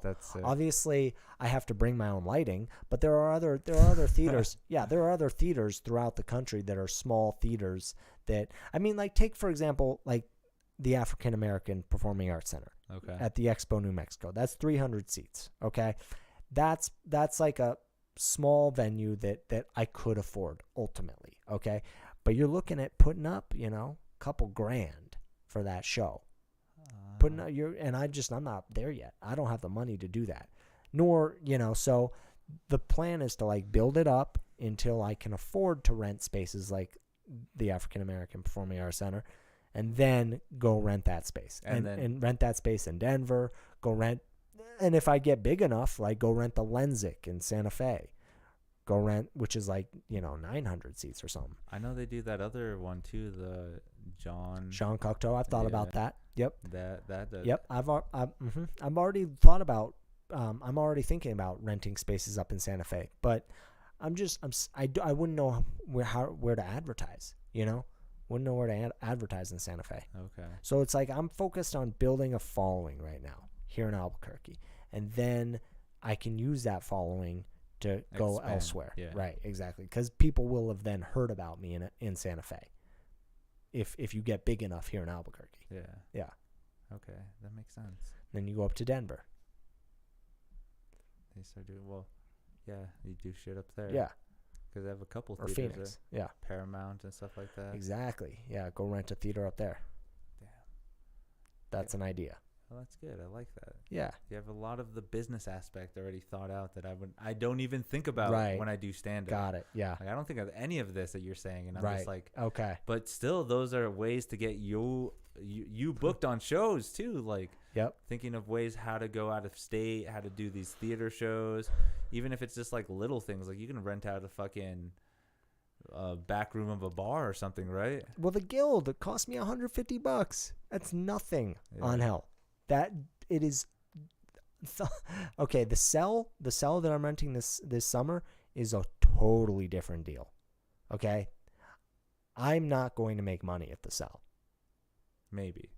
No, I won't. Like, there's the way the deal is structured at the cell. I'm doing it to gain exposure. I might not lose money at the cell, but it's not going to be a moneymaker, that theater. The point is that, like, yeah, there are tons of space, like brewery shows.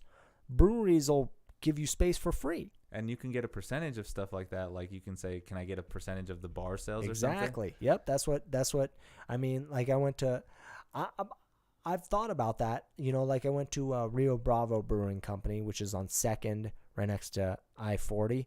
And the guy was like, I'll pay you to come in here if you're going to be the MC, you know. I rejected that deal. Because it's like, it was like a flat. No, it's because, like, I don't want to produce that. I don't want to produce brewery shows. I produce because I want to rent theaters. I'm producing theater shows. Okay. Yeah, I don't want to waste my time on brewery shows. You don't think that's inefficient? It could make some money, but I'm not interested in doing that. And like you said, though, you've already been doing the theaters for a year now. Yeah. You're still kind of building up that, so you know that it's going to be good for the next one you bring in. I mean, the cell. Oh, yeah, exactly. I know the cell is going to be good. Yeah. I already know it's going to be good because, right, it's a performing arts space. It's made for theater. Yeah. And everything comes with it, right? Like, right. It has, like, the lighting on the ceiling rigged. It has spotlights rigged on the ceiling. Yeah. Right, exactly. They're set up for performing. And that's what stand-up comedy is. Stand-up comedy is performing arts. That's what it is. So it suits itself well to theaters. Okay. Yeah. Yeah. I like that. You're so ridiculous. Yeah. I can't believe you have, like, again, I know nothing about you, and now I'm just so amazed. I'm just like, Jesus Christ, Alex, you're a fucking... We'll work together. We're going to work together. Pretty badass. We're working together this Saturday. Yeah, it's going to be fun. So, yeah, I mean... You're going to take me hiking? You got to take me to the hiking spot? Well, you said you like to boulder, man. That's fun. But if you want to go climb, that's what I like to do. Yeah. I like to go, like, climb... like, I want to go climb Sandia Peak. I told you that. Yeah. And then I like bouldering. There's really good bouldering right around here. Yeah, you're literally grabbing on a rock and going up. Yeah, it's fun, man. Yeah, that's fun. That's just great fun. But yeah, that'd be fun. Safely, you got to be safe with that. Of course. Yeah, you don't want to get too high off the ground with that if you don't have ropes. I know how to rock climb. I know, but it's just a lot of equipment that you need for rock climbing. What is it? What is that? What is that technique called? All the ropes and everything. Yeah, there's a certain belaying. Yes, okay, belaying. Yeah. I'm gonna take a belaying class too. Oh, all right, cool. To learn how to do it, but that's good. It's at a that would be fun rock climbing gym. Yeah, so that's great. But it's not the same though. No, it's the same. You'll learn and then you just take that same technique and you just take it out in the field if you want. I mean, I don't know. I don't know what you want to do. That's cool. I enjoy climbing. I enjoy climbing. You have that like little physique that you kind of can just maneuver up anything. I'm out of shape right now. I gotta get in shape. Yeah. Friggin'. Yep. Is this the only place where you've done bouldering, or have you done it in other places too? No. All over the United States? Well, in Colorado. I grew up in Colorado, so that's where I started climbing. Okay. So. But yeah. I've climbed in California too when I was out there. That's fun. Yeah. I like it. That's cool. Yeah. That's cool. Well, Alex, we've almost been here for 2 hours. No way. Well, it's only an hour and 45 minutes, but I'm still. We've been talking for an hour and 45. Yeah, that's impressive, man. Dude, time flies, man. You have I had no idea. You have such a unique story, and it's just like, that's so sick. Like again, What? there's some things about it that I envy so much that you've seen so much out there. Yeah. And you still use that as like a personal skill trait of yourself, like the cooking and stuff. Yeah. Like no matter where you go, you can do that. Right. That's pretty sick. Yeah. You can too. You can do that too. Yeah, but you know how to cook. I did it for old people. It's like the blandest things you could think of. Okay, I would have to like get to a more of a culinary art level. Got it. Okay. Do you think you're like yes? You've learned so much. Like you would probably like. I can get a job cooking anywhere in the country, anywhere I want. I could even go abroad if I wanted to and cook. If I, especially if I knew how to speak a different language, but yeah. I mean, you could do that too if you wanted to. Yeah, but you can just to learn how to do that. And stuff. Yeah, that's the good thing about But I don't like it.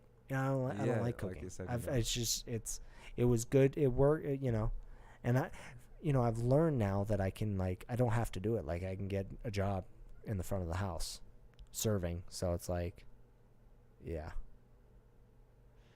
It's easy.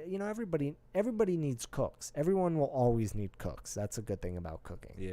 Yeah. You can always get a job cooking. That's why I feel about retirement homes. Like there's always going to be old people. So okay. Like I could at least either if I work in the kitchen at a retirement home or now in the activities, that's like another avenue. I wouldn't think I'd be able to do the CNA work though. Okay. Yeah. Like you don't want to? Yeah, assistant nurses and stuff. Yeah. That's pretty hard. Can we take another break? You gotta take another break. You Yeah, gotta pee again? I have the bladder of a 2-year-old. Jesus Christ. Of a 2-year-old. Yeah, we'll take baby. Well, you can go ahead and go, and then we'll finish off with a couple segments that I have. Oh, okay, cool. All right, go. You can go and use the restroom. Alex Benton, everybody. He's got to go pee again. Oh, that's fun. Jesus Christ. Yeah. So again, the show coming up April 8th. That should be fun at the Guild. Come check it out. He also has shows on May 13th and June 10th, all hosted by Mr. Alex himself, the gentleman that knew he could do stand-up comedy since he was a little kid. And with everything he's told me, he could do anything he wants to do. And this is just another one of those things that he can do and just going to work out. It's so crazy. There also is a show on the 13th at Dry Heat, the Bit Bandit show. That's going to be fun. That's going to be at Dry Heat. And also have another show April 23rd at Lizardtail Brewing. They're having like this big event for like vendors and stuff called the Love Nest. Should be fun. So check me out in any of those places. I'll be working on more stuff, more comedy. Been trying to hit those open mics with more fresh material. Storytelling, that's where it's at. You got to just be better at portraying your life in comedy. I don't know. It's hard work. There's some people that just get it more natural than I do, but I still feel like if you work hard and you try, you can always do something, and that's the best. Is never give up and just keep it going. Heck yeah, Alex is back, everybody. That was fun. Again, show's coming up. Make sure to check them out. Yeah.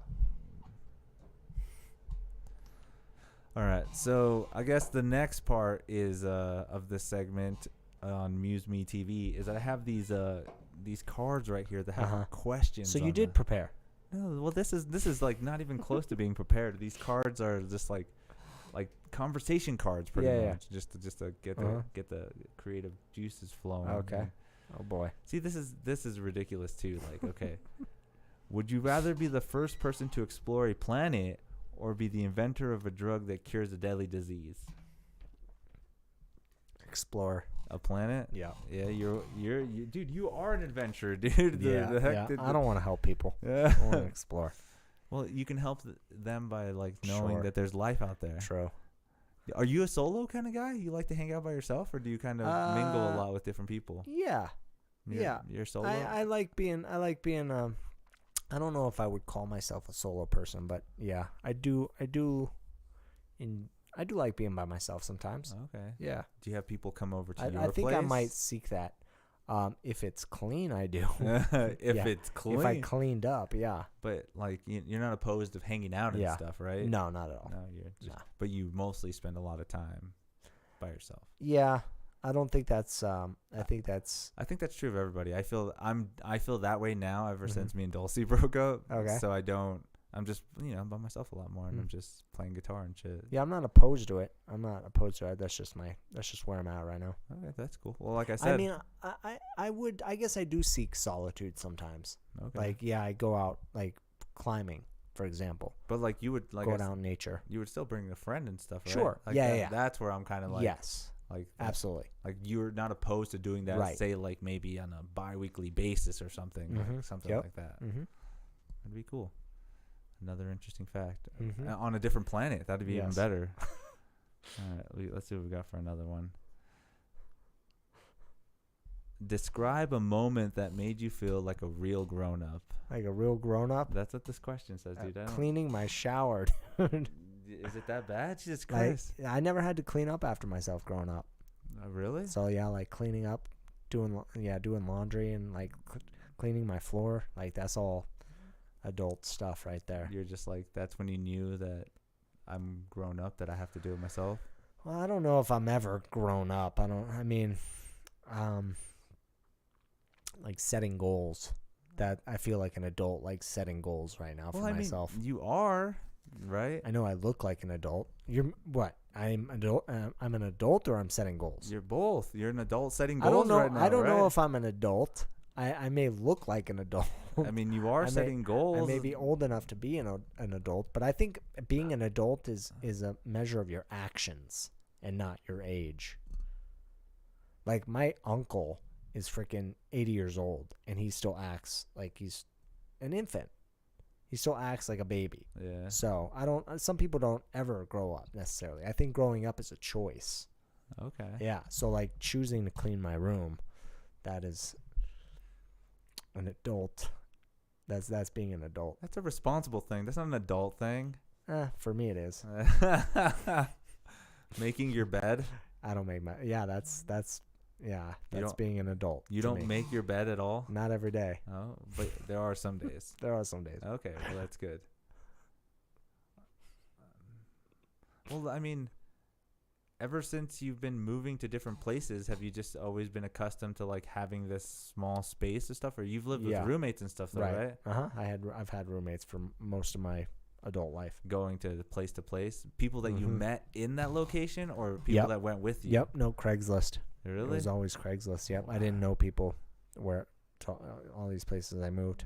Just like, hey, There's people looking for roommates on Craigslist. spare room, Yep. spare bedroom. That's or how I something met like all these people. that. Nice. Yeah. And some of them you keep in touch with still? Well, Malav, that kid was, I've known him for like 10 years. We met through Craigslist looking for roommates, and we're still friends. That's about it. There's no one else. I mean, I'm still, I guess, friendly, but we don't stay in touch with any. I don't stay in touch with any of my other former roommates. Oh, okay. Yeah. Well, I hope if you move anywhere, you still stay in touch with me. Well, that's nice. I'll take you with me. That's cool. Like, just the fact that you do that stuff is crazy. Like, again, that's like that rugged Wild West manifest destiny kind of thing. I'm not doing it anymore, man. I'm settled. This is the first time I'm settled. I've settled here in Albuquerque. This is home now for me for the time being. See, that's the word, for a time being. Right. I mean, I don't know if I want to be here in Albuquerque forever, but this place will always mean something to me, man. This place is, I got my start. I'm getting my start here in Albuquerque. Yeah. This place means a lot to me, dude. Have you done more here than in other places? Well, I mean, okay. Ever since I like left home, because like my childhood doesn't really count. Like, since leaving home, I've been on the move everywhere. Okay, I never really. So this is the first place like I've actually like. This is the first place I've called home since I left. Okay. Yeah. Since I left Colorado. Everywhere else, I was just passing through. just to see what's going on there. Yeah, I mean, Like, what's the longest pass through? like a couple months, like maybe a year. Okay, and then on to the next place. Yep, like short term, real short. I've been here 3 years now. But like in all kinds of different places in like Boston, So or did you like stay in that location for a while and then? So I went to school there. I went to school out east, okay? But then like once I graduated from school and it's like was working and cooking, it's like I lived out there cooking for a while, you know, and I did that for I don't know, maybe I was cooking while I was in school. So I did that for a couple years, but then I took off and I went to moved back here to the West, and yeah, I've just been like moving around. I mean, I worked in ski resorts like you, like Sipapu, right? And it's seasonal jobs. Yeah, exactly. So it's like you lose your employment come the freaking spring, and it's like, all right, well, got to go somewhere else. I mean, right, exactly. I could either be employed for a few months or just move somewhere else. And so a lot of the time I just ended up moving on. But ultimately, that I'm not trying to downplay Albuquerque. I got plugged into comedy has changed everything for me on hell. Right? Comedy has given me a new community that I never had. Look at this relationship that I have right now. Look at this podcast that I never would have been a part of had I not gotten into comedy. I wasn't doing this, right? I never had this before I discovered comedy, and Albuquerque gave me that. And I know people here in the scene, so it's like that. It's more of a connection than I'm other part places. of it here, you know. And you are. Yeah. People have looked to you just to be booked on your show. Like, it's crazy. Sure. This is like, you know, yeah. So this is the only scene I know. This is the only comedy scene I know. Yeah. I'm a part of this. I feel a part of this community, even though, you know, I might not be I might not have been part of it for that long. I still have a connection with this scene here that I don't have anywhere else, and I've never had before I moved to Albuquerque. So nice.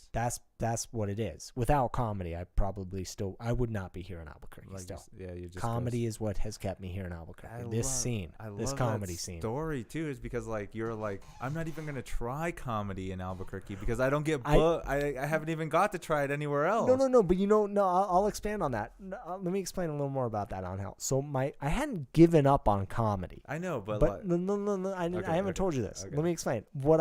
In my own head. My thoughts were, well, if I have to win a raffle to get on stage, then I'm going to have to get rich first before I can do comedy, so I can go rent a theater just so I can do comedy. That's what I thought when I was in LA and I couldn't get on stage. Yeah. I thought that I would have to like win the lottery or like, you know, start my own business so I hadn't given up on comedy before I moved to Albuquerque, but it was always like the open mics were an impossibility to me. So I thought. I always thought that I was going to have to like make it in poker so I could start my own comedy club. Yeah, or like keep trying. Because at that point... No, I had not planned on keeping trying. But at that point, it is like gambling, right? You're just putting your name in and hopefully you get drawn for the raffle. Right. I mean, on the scene, I can't even explain the scene out there on hell in LA. And, you know, Sacramento. But then, too, that was your introduction to it, too. Like, now that you know about the whole booking venues, breweries, and stuff like that. Yeah, I would definitely look at it differently. I mean, take Facebook, for example. Facebook has been, like, revolutionary for the community, the comedy scene. And it's like, if I looked into that when I was in LA, I might have found open mics there. Ah. Yeah. Is this Facebook recently or just never used it? No, it's like, well, I mean, Facebook hasn't been around that long. And so it's like, I think Facebook is a huge reason that I've been able to connect with the scene so well. And advertise and stuff. Because you even do sponsored ad on Well, that too, yeah, right? I mean, advertising, but I'm talking more specifically about like the Albuquerque stand-up fans page. Knowing people. Well, just that specific page on Facebook, the New Mexico Comedy page on Facebook. That page lists all of the open mics. People list the open mics there. I mean, before that, I wouldn't know where to find open mics. Like, I'm sure there's a million open mics in LA, but I couldn't find any of them. Okay. The only one I knew about was that one in Burbank at that comedy club. Okay. That you had to win a raffle to. And so I'm just saying that, like, I might be able to handle that scene a little bit differently now that I know how to use Facebook to find comedy open mics. But it's like back then when I was first looking into it, I wasn't using Facebook. So at that point though, is like social media still kind of not a thing for you then? You just use it I'm not for, very good at it. but you just use it for comedy though. That's it. Okay. Yeah, I'm Yeah. trying to build a following on social media. Yeah, you're not one of those guys just like, yeah, look at me bouldering, or like look at my latest pic of me bouldering with my shirt off. Like that's not you, right? I would get into that if it would get more people to show up at the comedy shows. if all I care about is turnout, is attendance. That's sick. That's it. It's a lot of work, Alex. What you mean? Give you props. Yeah, but it's worth it, man. You'll see. You'll see. I mean, you were there on February 11th. You saw that crowd. It's fun. It's a good crowd. It is fun. I think one of the You'll good- see best when you shows get I've up on- done has been at the Guild. It's even better now. You haven't even been on it since I changed the production, dude. So you're gonna have a blast on freaking Saturday. You're like, I got lights. You're gonna have a blast, dude. It's the seating. Yeah, you're gonna have a great time, man. It's gonna be a great show. I can't wait. It'll be sick. Yeah, February 8th or April 8th, everybody. April 8th. You guys are gonna be amazed. All right. I guess we'll just do one more card because we're about to hit the 2-hour mark.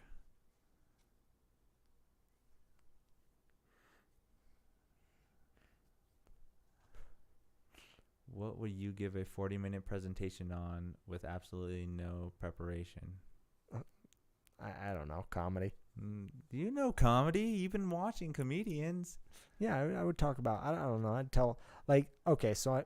Oh no. Oh Yeah. no. Go ahead. What? Well, I think like okay, so we No, have. no. I'm just kidding. All right. What? Asshole. No, you go ahead. No. I forgot. Well, forget it. I don't want to answer your question anymore.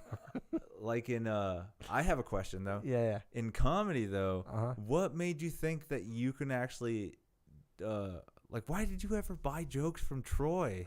Oh, well, you understand that this happens all the time, right? You understand that Stephen Colbert, you know who he is, right? Yes, a bunch of You people. know they he have- has writers. Yes. So what's the difference? He pays them to write jokes for him. And you think Stephen Colbert is writing his jokes? Not all. I of don't them. think right, exactly. He might write 1 or 2 jokes a night, but he's not writing his monologue. And that's why. Like I'd love to have writers. I'd love to pay you to write me jokes. I just can't afford it right now on how. I'd 100% would be willing to pay people to write jokes for me. Interesting. Yeah. I mean, I don't know if that's,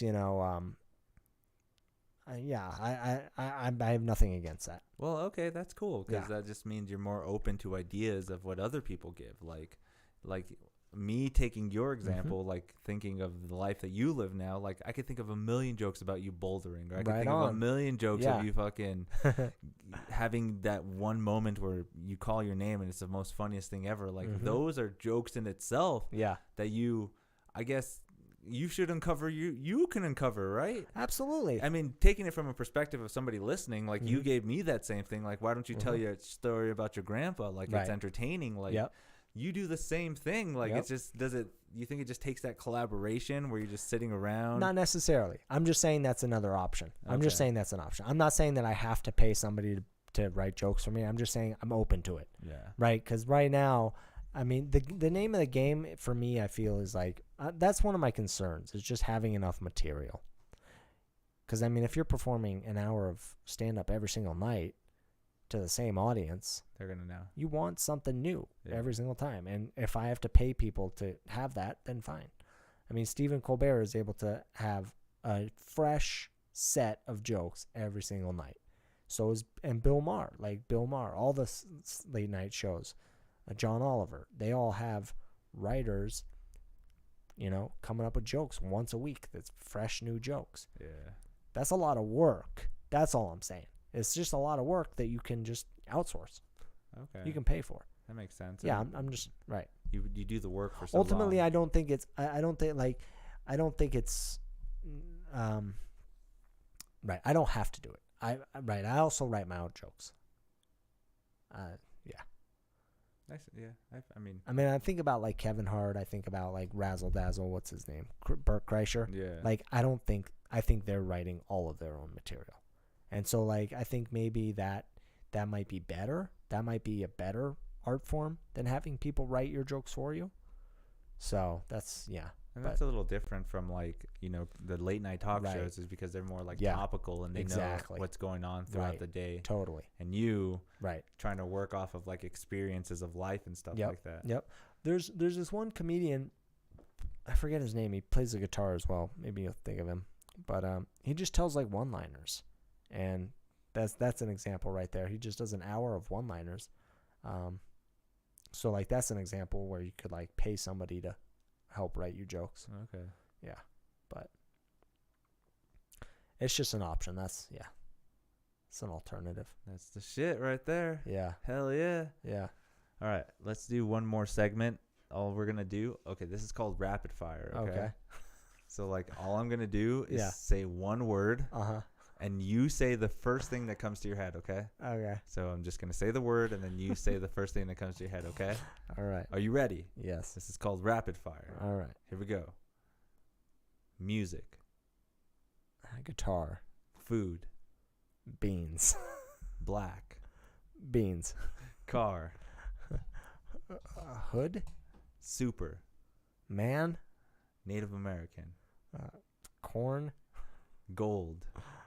Nuggets. Maze. Corn. Fast. Cars. Drugs. Needles. Okay, that's it. That's all that was. Cool.